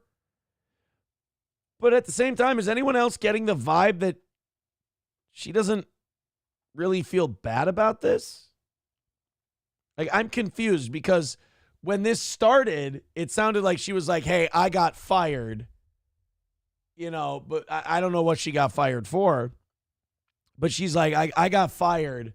By the way, this anti-Trump shit is happening all the time. So she didn't step out and admit that all this anti-Trump stuff was going on until after she got fired. I'm always really skeptical of that. If you get fired because you come out against that stuff, that's ballsy. But if you get fired and then you're like, I know a bunch of shit that they're doing, it's like, I don't know. All right, guys, still 135 away from tonight. Throw us a few bucks. We started at 175 tonight. I'll be honest. When I was driving back, I picked up the kids today. Even though I had a really busy day, I was able to get a good amount of time with the kids after school today, which was awesome. But when I was driving back, I was like, "Fuck, man, today's been busy." But I'm like, you know what? We got into tonight's goal. And the evening show goals have already dropped by $50 a show because of Matt's departure. So I'm like, you know what? I think we're going to be pretty good tonight. I think we'll be okay. And I did not see $40 coming in an hour and a half. Holy shit. So if you feel like throwing in, pretty please, I would appreciate it. We're 135 away. These goals are what keep us on the air. It is what keeps the show going. So if you feel like contributing and you have a couple of bucks, PayPal, Venmo, Streamlabs, Super Chats, Rumble Rants. I love you. You guys are great. If you can't afford it, hit thumbs up, hit subscribe, hit follow, hit share. Grab us some more audience. I'd appreciate that too. Thank you, guys. We have another clip here of another worker. Oh, fuck. No, never mind. That's the whole 32-minute interview. Jesus Christ. No, thank you. I'm good. I think that 1 minute was all we needed. All right, let me open up the next hour's worth of stories here. Hopefully we need them. Otherwise, maybe I should have just made a little transfer tonight and taken the evening off after the busy day I've had. Taking care of all that stuff I had to take care of today. Maybe I should have just went, yeah, you know what? Maybe we'll just take her easy tonight. Atomic Ray with $3 says, see, you do work a Joe job. Fuck YouTubers. Raz of Chaz with $1 says these new people here for the drama are pussy poors and can't donate like the OGs. Well, the drama people know that we're not doing drama tonight, that we're just doing news and we're talking shit and we're hanging out and with the chat and everything. So they don't like it. So if you're an OG and you think the drama is gay, speak with your wallet or forever hold your peace, I guess is like this morning, the OGs were fucking killing it. Like they carried the day, the OG, because somebody in the chat was like, man, fuck this, Aaron. I think it was MGD. MGD was like, Aaron, your OGs are going to leave you over time, and it's us drama people that are going to carry it for you, so do more of that shit, and fuck your OGs. And I said, well, OGs, the gauntlet's been laid down. And what did they do? The OGs went, fuck you. And they fucking carried the whole deal for us. So thank you very much for that. So, yeah, go ahead. Throw in. We're 130 away. Let's make it another win for the toe. I appreciate it. Thank you very, very much. All right, continuing on with, we did Chloe Feynman already. Don't say who hasn't. That's not very nice. You guys know about this president in Argentina? this Milei. I'm really excited to see what Milei and Trump do together, because this guy in Argentina is a fucking lunatic. Apparently, he goes around with a chainsaw. Like the Texas Chainsaw Massacre. Like he walks around with a chainsaw like it's a wrestling gimmick, like Chainsaw Charlie. He walks around, he's like, we're going to slash government. We're going to cut this and we're going to cut that. He's like in a crowd of people and he's waving a fucking chainsaw around. I love this fucking psychopath. He's like, they call him the Argentinian Trump. And he's actually getting shit done over there. As Argentina continues to hack through the socialist largesse that nearly bankrupted the country, it seems to be doing better and better as they're now running a surplus and inflation is dropping. So the next time you hear that some guy running for office is crazy, he's a lunatic, he's out of his mind, maybe it's time for us to consider that maybe the out of their mind people are the ones we need to dig us out of the fucking hole we're in. Because everyone we voted for and everyone we've elected and thought was going to solve the problem, we go, oh yeah, they seem really level-headed. They seem really intelligent. They seem like they got their shit together. Fuck it. Let's elect a lunatic. Let's elect a guy who clearly doesn't have his shit together. And it's just like, fuck it. Let's try it. Let's just run into a crowd of people with a chainsaw and tell them we're going to cut government. Like, that guy seems ambitious, right? Guy seems like he's just crazy enough to try some shit that might work. Well, President Milei's chainsaw is now cutting deep, removing old laws from the books that still cost the government money but serve no purpose. Most of them don't even matter, like a 1967 law on how to properly install obsolete X-ray equipment. Look at this guy. So this is President Milei. This is what he does. This is his gimmick. He goes around telling the people, we're going to cut government. We're going to slash government. And he brings a chainsaw and just starts waving it around like a psychopath. It's the coolest fucking thing ever. He looks a little like Charles Bronson, too. So he's got a little bit of death wish in him. I can't wait until our next president and this guy meet. He's going to make Trump look tame. So one of the laws on the list has even Milei's supporters freaking out. It's the law that established the Padrinazgo Presidencial, or presidential godfather, based off a tradition started in 1907. Apparently, if a mother gives birth to a seventh son or seventh daughter, that seventh same-gendered child is cursed to become a lobizon or a werewolf when the moon is full, unless the leader of the nation performs a sacred rite and becomes the child's godfather. I did not just make that up. Would you like me to read that again? It's a law on the Argentinian books. If a mother gives birth to a seventh son or seventh daughter, if the president does not become that child's godfather, the child will become a werewolf at a full moon.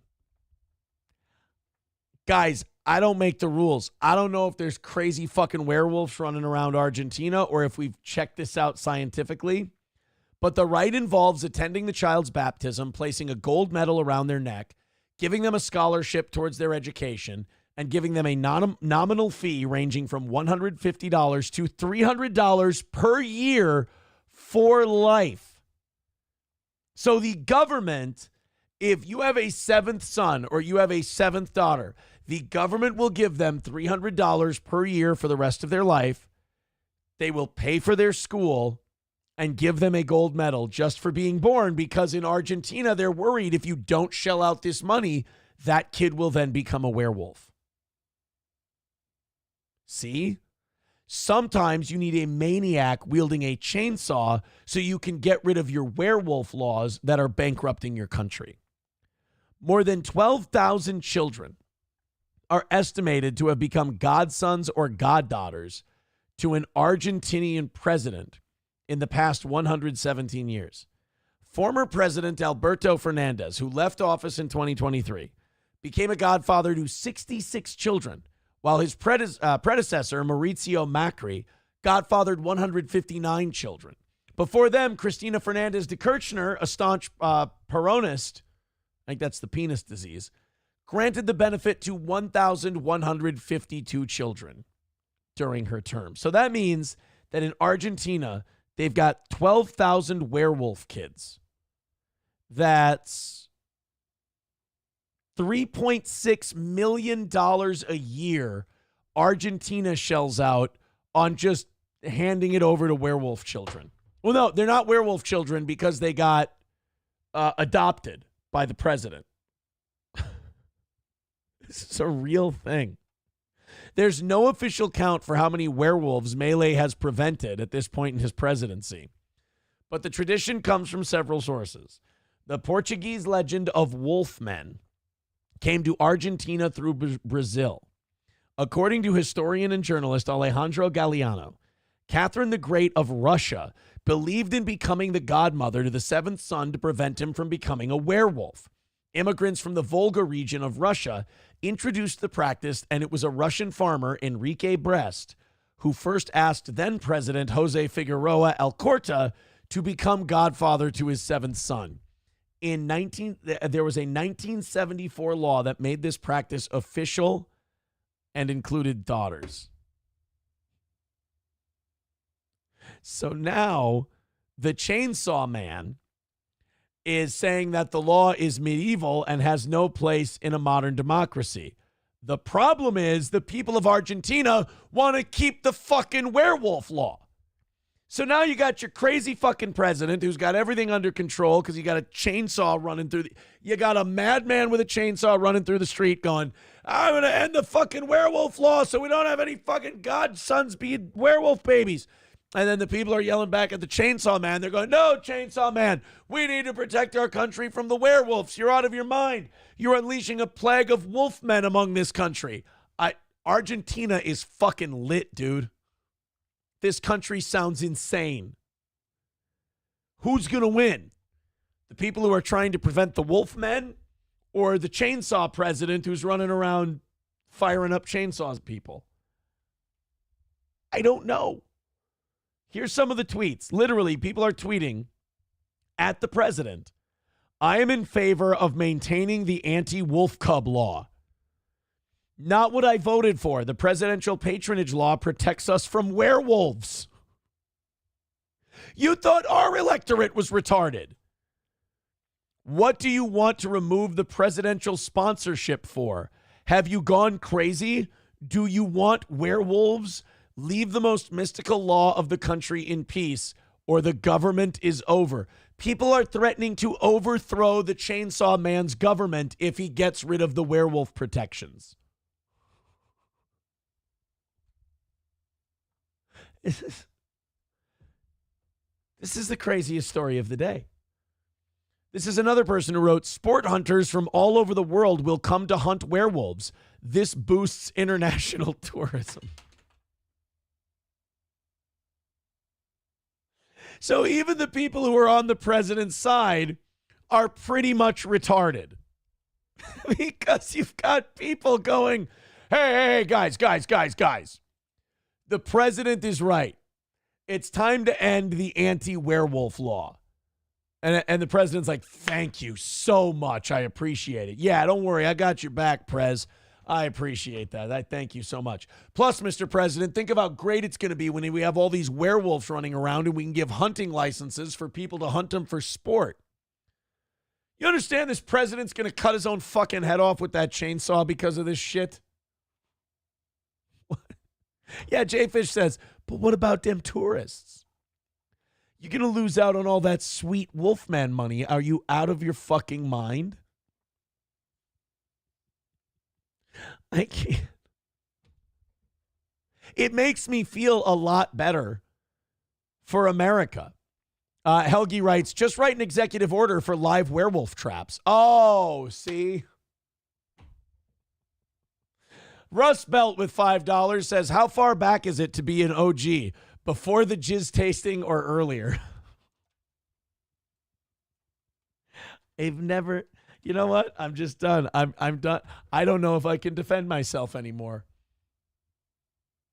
Guys, a drug addict 2 drug addicts told you I tasted jizz. People who have lied about a lot of shit. I'm telling you, I've never tasted jizz. You know what? No, I'm not going to get down on my hands and knees and beg you. Why don't you believe me? I refuse. I refuse. 125 away from tonight's goal. Let's fucking move, man. We got 15 minutes. Let's do this thing. $2 from Gray Duckling. He says, ugh, white privilege much? Who, the Argentinians? I don't know. Knock out the last 125 left in tonight's goal. This has been a weird show, in a good way. I'm having a great time with my favorite fans who pay me money to ask really good jizz questions. Keep it up, guys. Keep it going. We're 130 away from, or 125 away from tonight's goal. Keep it going. Let's at least get inside of 50 so we can do that overtime tonight. Small Town MN Gal with $2 says, well, how many werewolves have they had since the law? Well, that's the problem. We don't know because they haven't gotten rid of the law yet. The people won't let the chainsaw man get rid of the werewolf protection law. That's the big debate going on in Argentina at the moment. Bigot on socialist media says, think we should check in on the werewolves in Argentina maybe once a week. I mean, it's probably worth it. It seems to be the hot fucking topic over there. All of a sudden, America's like fucking immigration stuff doesn't seem so crazy now, does it?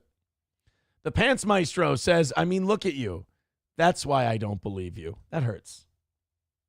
That hurts. Gray Duckling with $5 says, I'm trying to remember when I first heard the name I Taste My Own Pre-Cum. 3 years? It's not me. I'm not. That's not me. That's a different, that's a fan of the show. That account has nothing to do with me. It's not connected. I swear. No, J. Brock Contrarian. That's just simply not true. Thank you for the $5. 120 away from tonight. CSE. Thank you for the $20. Thank you very much for the 20. Guys, that puts us at 105 for tonight. Let's do it. Streamlabs, PayPal, Venmo, Super Chats, Rumble Rants. Now it's starting to come in a little bit. Keep her going, 5, 10, or 20 at a time. YouTube takes 30%. Rumble takes 20%. PayPal and Venmo barely take 1 or 2%. So thank you guys very much for however you decide to contribute to this program. But let's all follow CSE and knock out this last 100 of tonight's goal. All right, so we don't really know what's going on with the werewolf situation in Argentina, but we will keep you abreast of it throughout the week. Uh-oh. Nazis are back. Looks like the FBI is back from whatever vacation they were on. I think I might save this one for overtime and do one of our shorter stories for the rest of regulation. But wouldn't you know it, by the way, it looks like these guys have like balaclavas and ski masks on. Crazy, right? Because you know Nazis, they're really ashamed of their views. Can't imagine why a bunch of Nazi protesters somewhere would try to conceal their identity. And in Michigan, of all places, I mean, we've never seen any like weird psyop, gay-op, fucking inside job things happen in Michigan, have we? We'll get that one going in overtime today. We got some Diddy party updates, and we got, I like this. Let's do the Martha Stewart one. So, Martha Stewart was on Drew Barrymore's show. And the last time we checked in on Drew Barrymore, what was she doing? She was telling Kamala Harris that she's the mamala of the United States. You remember that?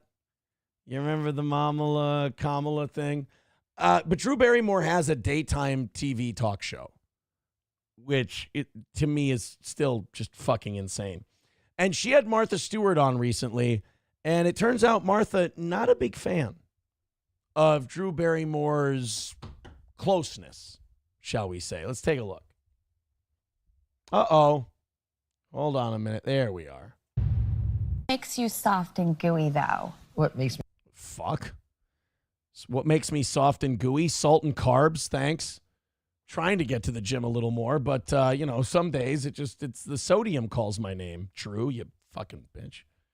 Though. What makes me soft and gooey? Soft and gooey. Yeah, Treatment. Soft and gooey treatment. Yes. When you're treated like a lady. Nice. It's nice. Someone comes in and... You're the wrong gender. I know. What the fuck, dude? She was molested, right? Not Martha Stewart. I don't think Martha Stewart, like Drew Barrymore was molested. She was like a young kid in Hollywood and like in the 80s too, and they were fucking pigs back then. She's just weird. She's got the look in her eye of someone with a lot of damage, a lot of baggage. She's just got this like hasn't grown up thing about. She's just fucking weird, dude. Who watches this shit? One day I left the TV on at home and they had all these daytime talk shows on. Like everybody's got a syndicated daytime talk show now. Like Jennifer Hudson, Sherry Shepherd, a bunch of other people. And I'm watching this horse shit and I'm going, who the fuck is at home turning this on and voluntarily watching? Is this just shit like people watch The Price is Right and lose the remote for the day? Because it's fucking drivel. It's terrible. Drew Barrymore is sitting there. What makes you soft and gooey? I don't know, like AIDS eventually, I guess, but fucking quit touching me. Ugh. Hey, I'm kind of really pissed about this Kevin Costner Yellowstone thing. Since when did it become cool to just blare out that somebody died on a popular TV show? Like, I was thinking about maybe starting Yellowstone. I'm not going to watch it now. Fucking Kevin Costner's apparently dead. Cool. Thanks for that. Save me a little bit of time, I guess. I just saw it on TMZ on the little sidebar of that article. Fucking obnoxious. Front Porch Conservative with $5 says justice for Argentinian werewolves. And while you're at it, rally, people. It is rally time. Here on Steel Toe, we are an even $100 away from tonight's goal. Let's see if we can knock it out. Boys and girls, we got 5 minutes on the clock. We got $100 to go. Let's see if we can knock it out, keep the perfect week going for the Toe, and do 30 minutes of overtime just for you guys. I appreciate it. You guys have been knocking it out all day, knocking it out all night. Let's see if we can keep her going. 100 away. Hey, that's one big drop over on PayPal. That's one big drop over on Venmo. Zava Jam with $3 over on PayPal. Thank you very much, Zava Jam. I appreciate that. That's one big drop or a bunch of little drops coming in the next 5 minutes. No, Pants Maestro, rallies are not better with butter.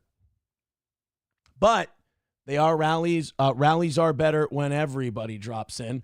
$1 from Raz of Chaz says, yeah, okay, Whiskey Pete. What? What's Whiskey Pete? What? Oh, the spoiler that, yeah, when he spoiled Star Wars for people. Hey, that wasn't me. That was him. I was as shocked as you were. All right, guys, let's go ahead and throw in a couple of bucks. PayPal, Venmo, Streamlabs, Rumble Rants, YouTube. Let's see how many we can jump. It doesn't matter. $1, $10, $100. Let's fucking do it, man. Let's see how close we can get to that $100 goal tonight. Thank you very much for your generosity if you've already thrown in. Let's keep it going, baby. I'm excited. I want you to be excited. If you feel like the werewolf thing alone was worth the price of admission tonight, throw in a couple of bucks. Let's knock this thing out. Links are right there in the chat. We're going to be hitting refresh. We got Nazis to talk about. We got people finally coming out and admitting that there were underage kids at the Diddy parties. The whole deal. So, I think we've earned it. I think we can knock this thing out. You guys are the absolute best. Gray Duckling with $2 says, wait, did Harrison Ford die? Wait, no, and I'm not searching that. You're not going to get me to search that. That's like the people who tell me that Vikings are out for the season, and it's never true. Triple N, I'm looking at you. $2 from Gray Duckling. $100 left to go. Little under 100. Let's make it go. We've got 3 minutes left until we got to call it a loss. Take an L tonight.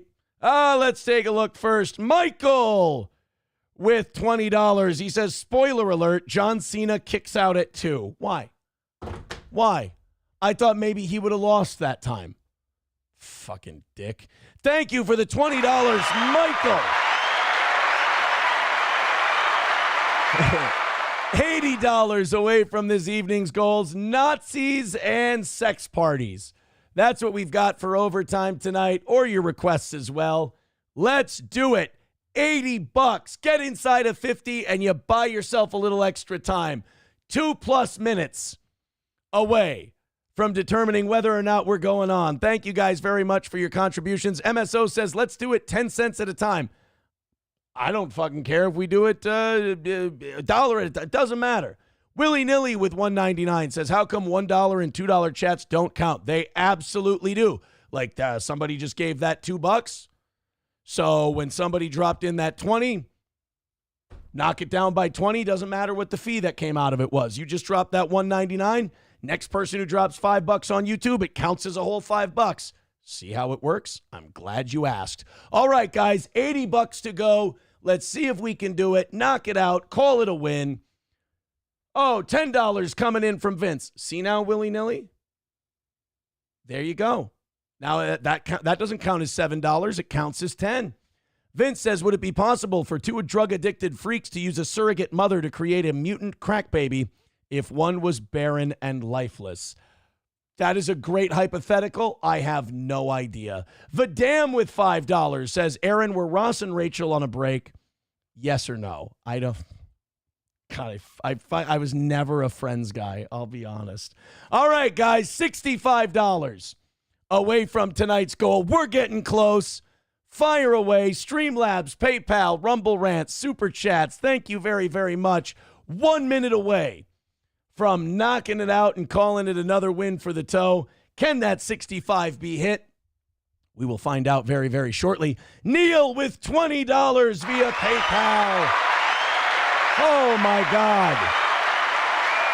$45 away from today. Can it be knocked out? I believe it can. You guys are killing it. We've got 30 seconds left on the clock. $45 away. You're inside of 50. Everybody team up and hammer this thing out. All right, you ready for the 10-second countdown? All the links are in the chat. Hold on just a minute. Oh, we did the John Cena kicks out at 2. We got Neil. Thank you very much. All right, 10, 9, 8, 7, 6, 5, 4, 3, 2, 1, and 0. Here we go. $45 away. We got a half hour to knock it out.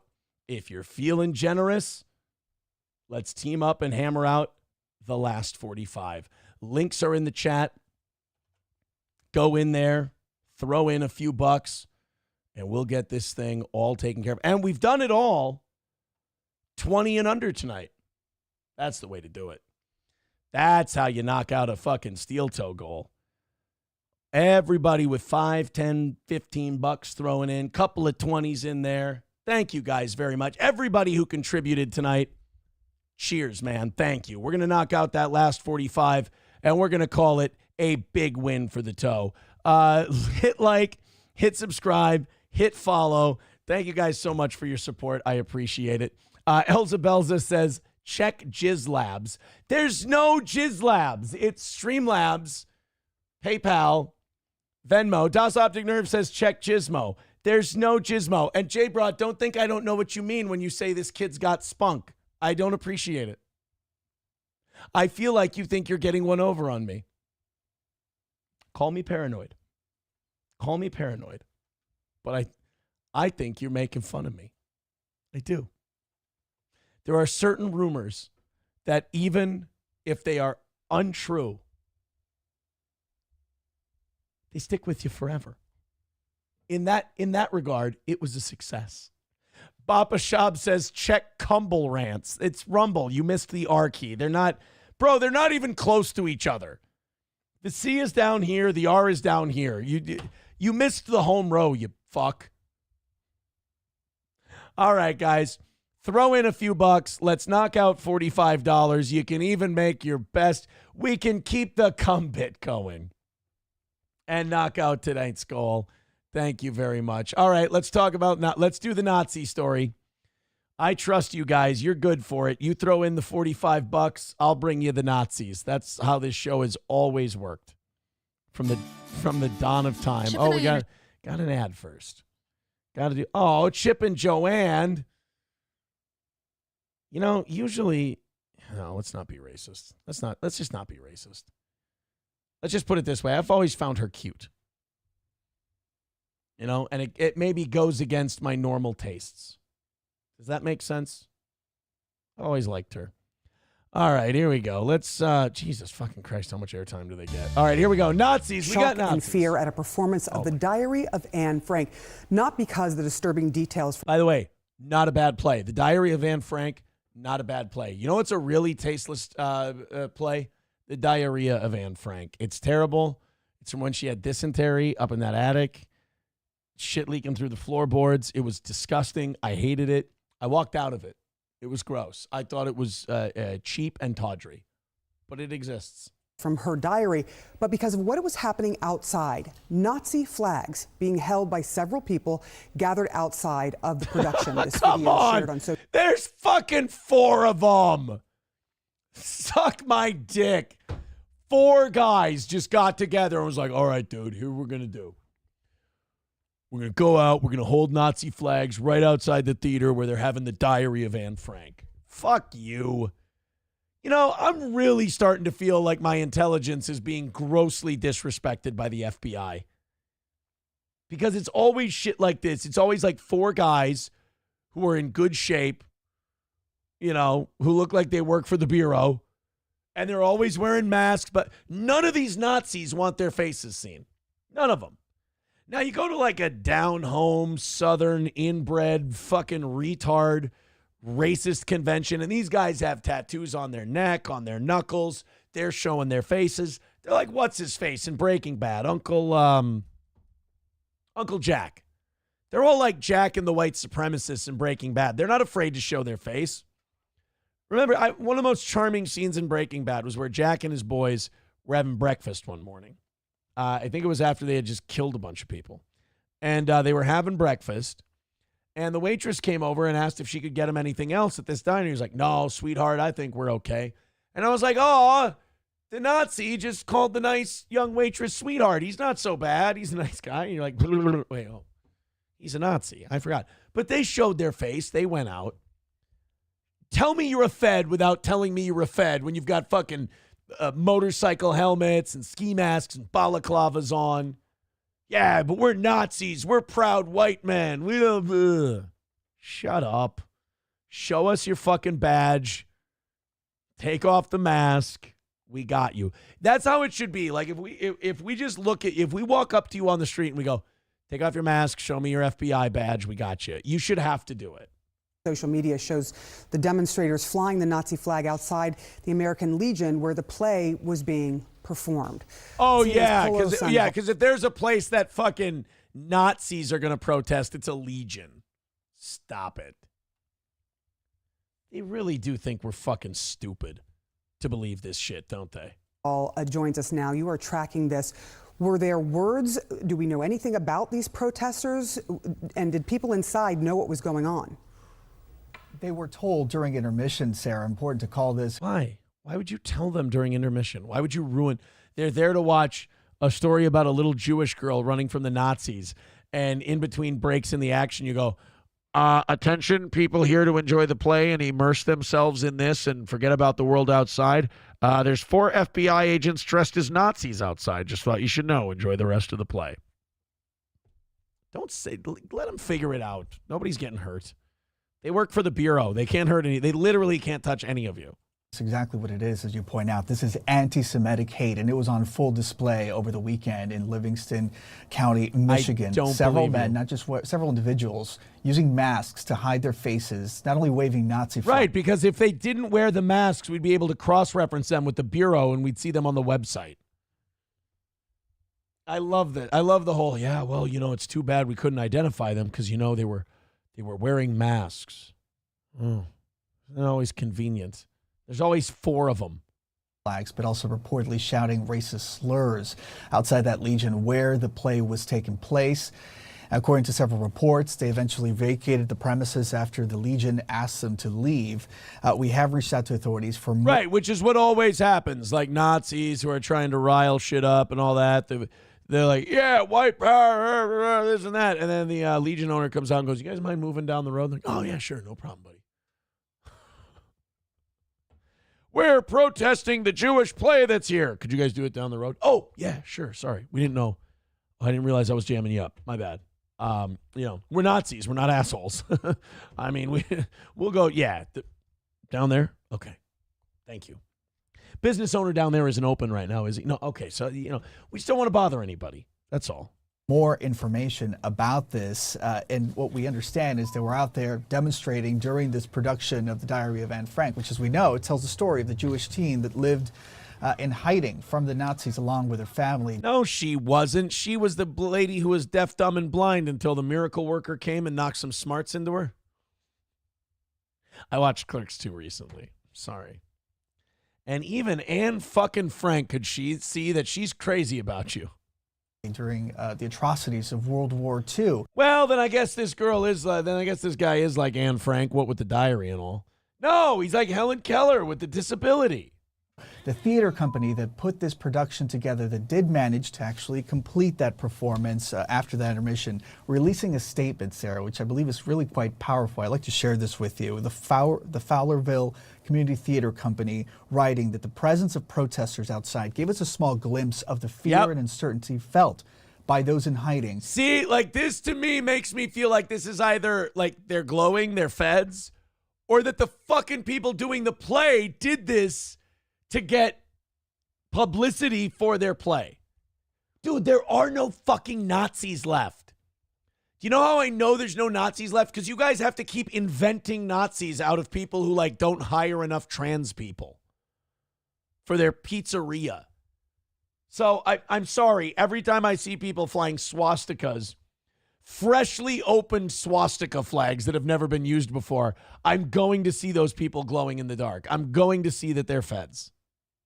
And by the way, this is Michigan, where the FBI set up a bunch of people to kidnap the governor and then arrested them for it. They fucking Randy Weavered these guys. So again, yeah, I don't believe you. We hope by presenting Anne's story, we can help prevent the atrocities of the past from happening again. He wrote that this play really centers on real people, and things became very real, more real than they expected on Saturday. I want you to hear directly from the Army veteran Bobby Bright, who actually shot some of that video as he described the events of Saturday night. As the FBI agent said, get my good side now when I'm holding this swastika flag. I want to make sure that I don't look fat. People were shocked. They were appalled. Everything that you would expect. 75 people downstairs that watched that play. And out of that 75, there was 50 or 60 of them that were afraid to leave this building. We had to escort them to their cars. Nobody in why? Fucking pussies. Just push them. America should feel like that. I'm sorry. Some members of Livingston County has had to condemn this kind of behavior in the past. In fact, as recent as July, white supremacists marched through the city of Howell. The local ADL office, Sarah, calling this absolutely disgusting, this presence of who they described as far-right extremists. And really, you're at a complete loss when you see these images of individuals spreading this message of hate. I'm surprised we didn't see someone go, yeah, and I wonder who they voted for. I wonder who they were loyal to in the election. It is amazing that this keeps happening in swing states. That's all. Just seems a little odd to me. That's all. Hey guys, why don't you rally up and knock out that last $45 for us? I appreciate it. Thank you very much. Got about 20 minutes left in tonight's show. You guys did get inside of $50. Which, of course, means that we give you the overtime on credit. But let's knock out that last 45. I appreciate you guys. Put my faith in you. I believe you're going to handle it. Let's handle it $5-10 at a time and call it another win for the toe. Brian with $1.50 over on PayPal. Thank you very much, sir. April's Missing Orgasm says, everything is a cum pun tonight. Why? It's not me. I'm not doing it. Don't look at me. I'm just thirsty. It's water. It's just water. It's just water. I promise. Go ahead and throw in that last 45, guys. I'm just nudging you. I'm just nudging you a little bit. You got us inside of 50. Push the rest of the way there. Streamlabs, PayPal, Venmo, Super Chats, Rumble Rants. Let's get it taken care of. And let's call it another win for the toe. Thank you, Brian, for that 150. Oh, guys, terrible news. Ben Foster and Laura Prepon are divorcing after 6 years of marriage. Can you believe it? Can you believe it? I know. No. I'm heartbroken, too. Oh, did you see the, we're going to have this for tomorrow morning's show. I guess now that a lot more evidence is coming out in the whole Daniel Penny story, where he had to restrain Jordan Neely and then Jordan Neely died. Like a lot of eyewitness, let's fucking take a look at this tonight. Guys, knock out that last $45. I'd be forever in your debt. I'd appreciate it. Here during overtime. Let's go ahead and hammer it out. We got about 15 minutes left. Pretty please. I appreciate you guys. You're awesome. You keep this show going. 45 left. Let's do it. Let's give you a little sneak peek. That's what we'll do. I mean, if I'm going to ask for your money, I got to give you something in exchange, right? Throw in those couple of bucks. This is, and this is so weird to me. So this Daniel Penny guy has had his life just completely turned upside down. I'd like to take a minute, just sit right here and tell you how he became the prince of a town called Bel Air. So he restrains this guy, chokes him out on the subway. The guy is still breathing when he lets the guy go. The cops will not perform rescue breathing or anything like that on the guy because they're worried that he's fucking homeless and gross and full of diseases. Because Jordan Neely was not the, oh my God, Michael Jackson impersonator that you see in all the pictures at the time of this. He was a fucking bum who had been arrested dozens of times for assault on the subway. So he was threatening to kill people. He was in a rage. Daniel Penny, serviceman, takes him down, restrains him. And now this guy has had to go through the ringer. He's had to hire attorneys. He's had to fight for his life. He's facing all these charges. And this body cam footage comes out of all the people interviewed. And when you watch it, you go, how the fuck was this guy even charged with a crime in the first place? Check this out. While you're checking it out, throw in $5-10. Let's knock out this last $45 and call it a win for the toe. Thank you, guys.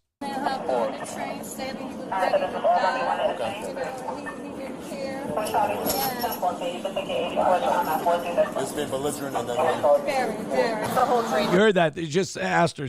Was the guy being belligerent? She's like, very, very belligerent. The whole train was freaked out. He was either gonna pull a gun, a knife, or like. Said, "I'm willing to die. I'm willing to die. I'm willing to get killed." So all of these, so far they've talked to 3 people, and they've all been like, this guy was crazy. Everybody was in fear. He was yelling, "I'm ready to die. I'm ready to die." God, this was already a year and a half ago. That's crazy. So for a year and a half, this Daniel Penny has been living in fear that his whole life's going to be taken away from him. And now we see all this footage come out. And it's just infuriating that this guy that he was even charged in the first place. Known at the level 1 of Central, camera for all my the guy in the tan did take him down very respectfully and just held him down. He wasn't I think that took him down really respectfully. I don't know how you take a guy like that down respectfully. So even in the way this guy restrained Neely, that Daniel Penny restrained Jordan Neely, these people are saying he was really respectful. I think that the guy is totally drove down. This young lady right here. Yeah. Okay, what did you see? What did I see? I was sitting up there. I heard the young man that's on the floor saying, hey, I'm willing to die, I'll do anything. I'm willing to die. I'll go to jail. I don't care. And he was saying it so loud that everyone turned around. So this young man. Training's going to be held here for a long period of time. You want to find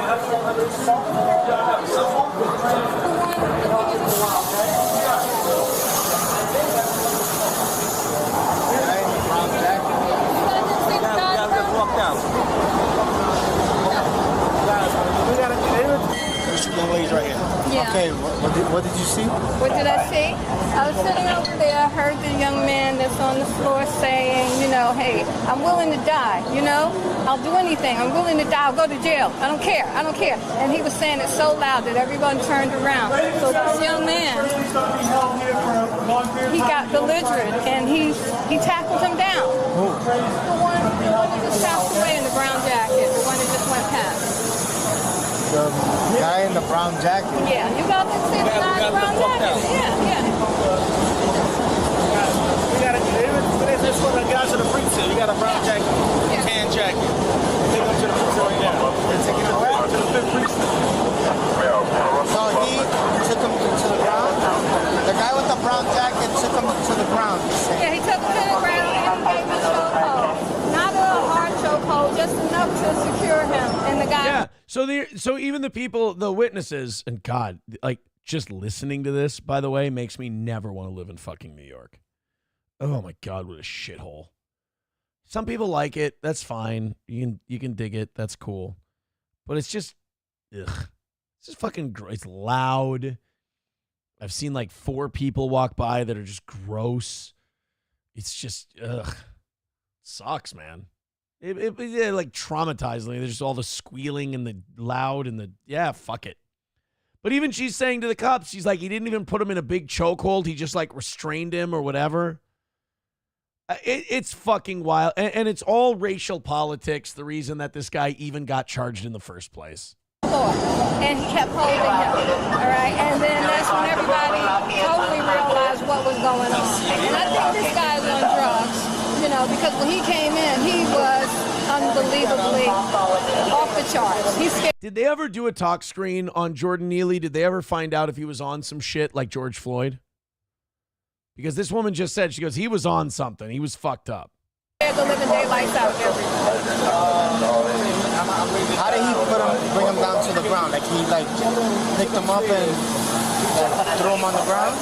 I remember he stood up, grabbed him, turned him around, and put him to the ground. All right.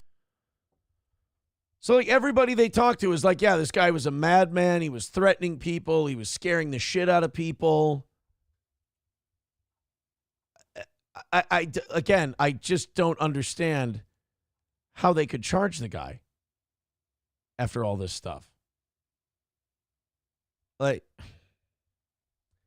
Mr. Beat says, where's the story where firefighters from a small town saved a kitty stuck up in a tree? They don't like those.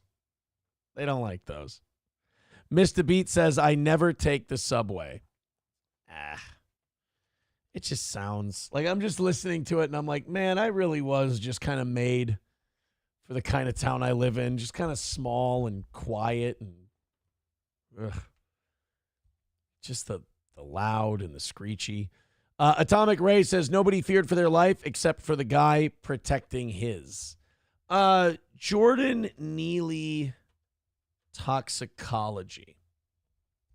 Jordan Neely's toxicology report showed high levels of K2, a synthetic cannabinoid, in his system. Penny's defense team will use this as one of their arguments in the trial for Neely's death, along with other potential causes. Neely was a well-known Michael Jackson impersonator.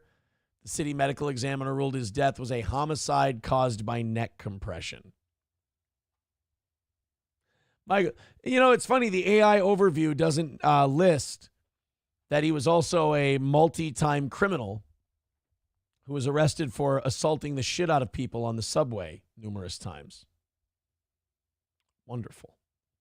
Das Optic Nerve says, Aaron finds the subway platform too loud. LOL, the entire city is loud. I know. I don't like it. I don't like the noise. I get nervous. Pants Maestro says, how's the gay bar scene, though? Well, that's what we really need to know. That's the real question. What's the gay bar scene like? Front Porch Conservative with $5. Thank you very much, Front Porch Conservative. He says, Time to get another win for the toe. Guys, $40. We're $40 away. You throw in 20, the other guy throws in 20. We'll nail this thing. Click on the links that we just put in there. Streamlabs, PayPal, Venmo, or do Super Chats, Rumble Rants, whatever. In 2 or 3 minutes, we're going to have to stop and ask again to knock out this last 40. We did the overtime on credit. We usually just assume that in that 30 minutes, you guys are going to drop it in, knock it out. We do it as kind of a, hey, thanks for getting us close. Let's get that last 40 taken care of. If you want to do it, we're forever grateful for you getting us closer and closer. $40 away, gifted memberships, PayPal, Venmo, whatever you want to do.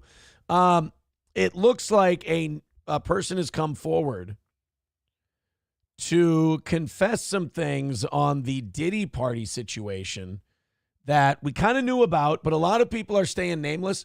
Some of these judges in these civil cases involving P. Diddy are starting to say, look, it's time to shit or get off the pot. Either you got to tell us what your name is, or we're not going to go forward with this lawsuit. I think that's probably the right thing. My name is Tania Wallace. I am a singer-songwriter, and I was at I believe to be one of P. Diddy's freak-offs. I believe to be at one of P. Diddy's freak-offs. What made you think it might be a freak-off? Just the lube and the fucking, mostly. 2018. I certainly didn't think it was a Tupperware party. I went to this freak-off. I looked to the right of me, and in the corner, I'm looking like, are those midgets? Because people were it's people over them. Like, it's people trying to hide what they're doing. They're all huddled up. So I'm like, what is that? But no, they weren't. They were little people. And, I don't want to say too much. They were little people. So she's trying to say children, not midgets. Use your common sense. Dressed up like little Harajuku Barbies, red lipstick, looking like real sexy, revealing like cute. So I'm like, what the hell? What were the little people doing? Getting covered up, trying to cover up what they were doing. Just, I don't know, like being admired, being hid. We get it. You don't need to, God damn it, Harvey. What the fuck, dude? Why does it have to go to fucking street level all the time? We know what she was trying to say. Ugh, fuck him, dude. Like, honestly, if he'd better have so many names. This better be like Epstein's flight log, dude. If he wants to get any kind of break on a plea or anything else. Otherwise, fucking bury this guy under the jail. Fuck P. Diddy. Because we're only, honestly, we've scratched the surface of what's going on with Diddy. And if it gets any worse than this, again, he'd better have captains of industry and heads of show business and music up his sleeve, and he can turn them over. Otherwise, I don't give a shit. Just make sure that P. Diddy never sees the light of day.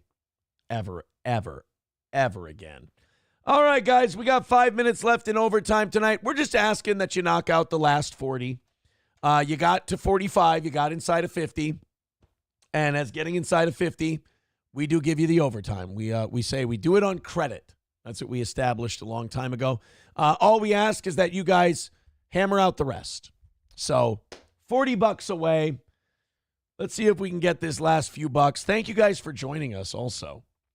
We really appreciate you guys coming in tonight. It's been such a fucking crazy day for me. I mean, meetings. I mean, even after the show, I'm not done yet. There's some stuff I got to send off that I didn't have time to send off yet.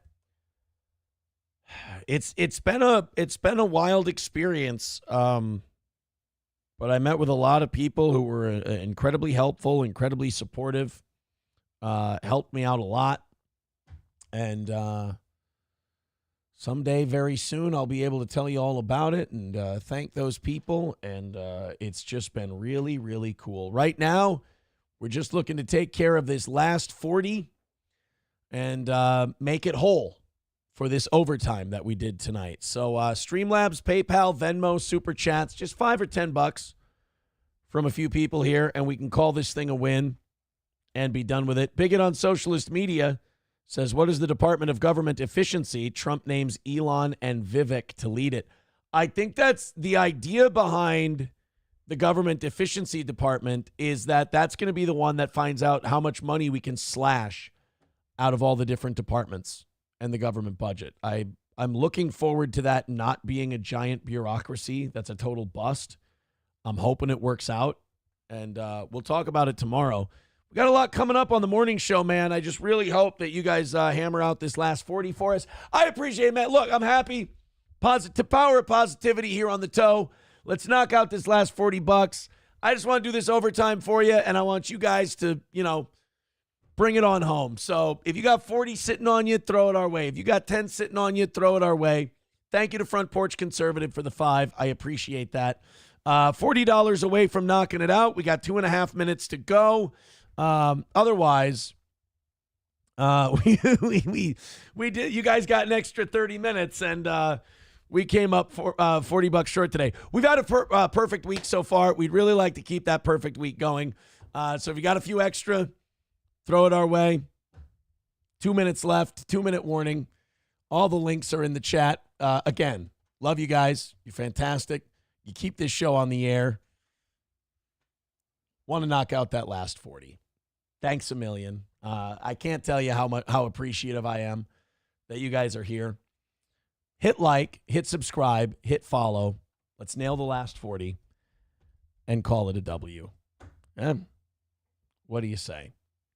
Pants Maestro says the P. Diddy thing soon. Who are you talking to? None of the obvious answers will have resolved soon. Oh, my thing? Yeah. Yeah. Just really nothing we can say right now. Just that today was a huge step forward. All right. I think we may have just done the overtime for free. I think we may have just done the overtime for free for you. We've got 1 minute left. We're missing by 40 right now. Looks like everybody's tapped out for the day. I get it. I understand. You guys are awesome. You guys are great. You put up with the begging. You put up with all the stuff just so I can do a fucking show every day for you. So thank you very much. If before you go to bed tonight, it strikes you to throw a couple of bucks over at the toe, that would be awesome. If not, great to do a show for you tonight. Would really appreciate to get that last 40. I really would, but I get it if we don't. It's understandable. We got 30 seconds left. We'll watch that clock together, and then we'll head out of here for the night. You know what? You guys have been so cool and so awesome to this show that once in a while, if I throw out a free overtime, shit happens, So thank you very much. Oh, look at that. Oh, they're going to call this one fake. $20 coming in from Andrew. Thank you very much, Andrew. So we're $20 away for the night. We got 15 seconds left. Can we get $20 in? I mean, a $20 miss is not crazy. We got 15 seconds to go. Let's see if we can get $20 in before we head out tonight. Missing by 20 so far. Here we go in 10, 9, 8, 7, 6, 5, 4, 3, 2, 1. All right, somebody throw in $20 before the night's over. I'd appreciate it. Thank you guys very much. We're heading out. You're an awesome audience. I love you. We'll see you tomorrow at 6 a.m. Take it easy.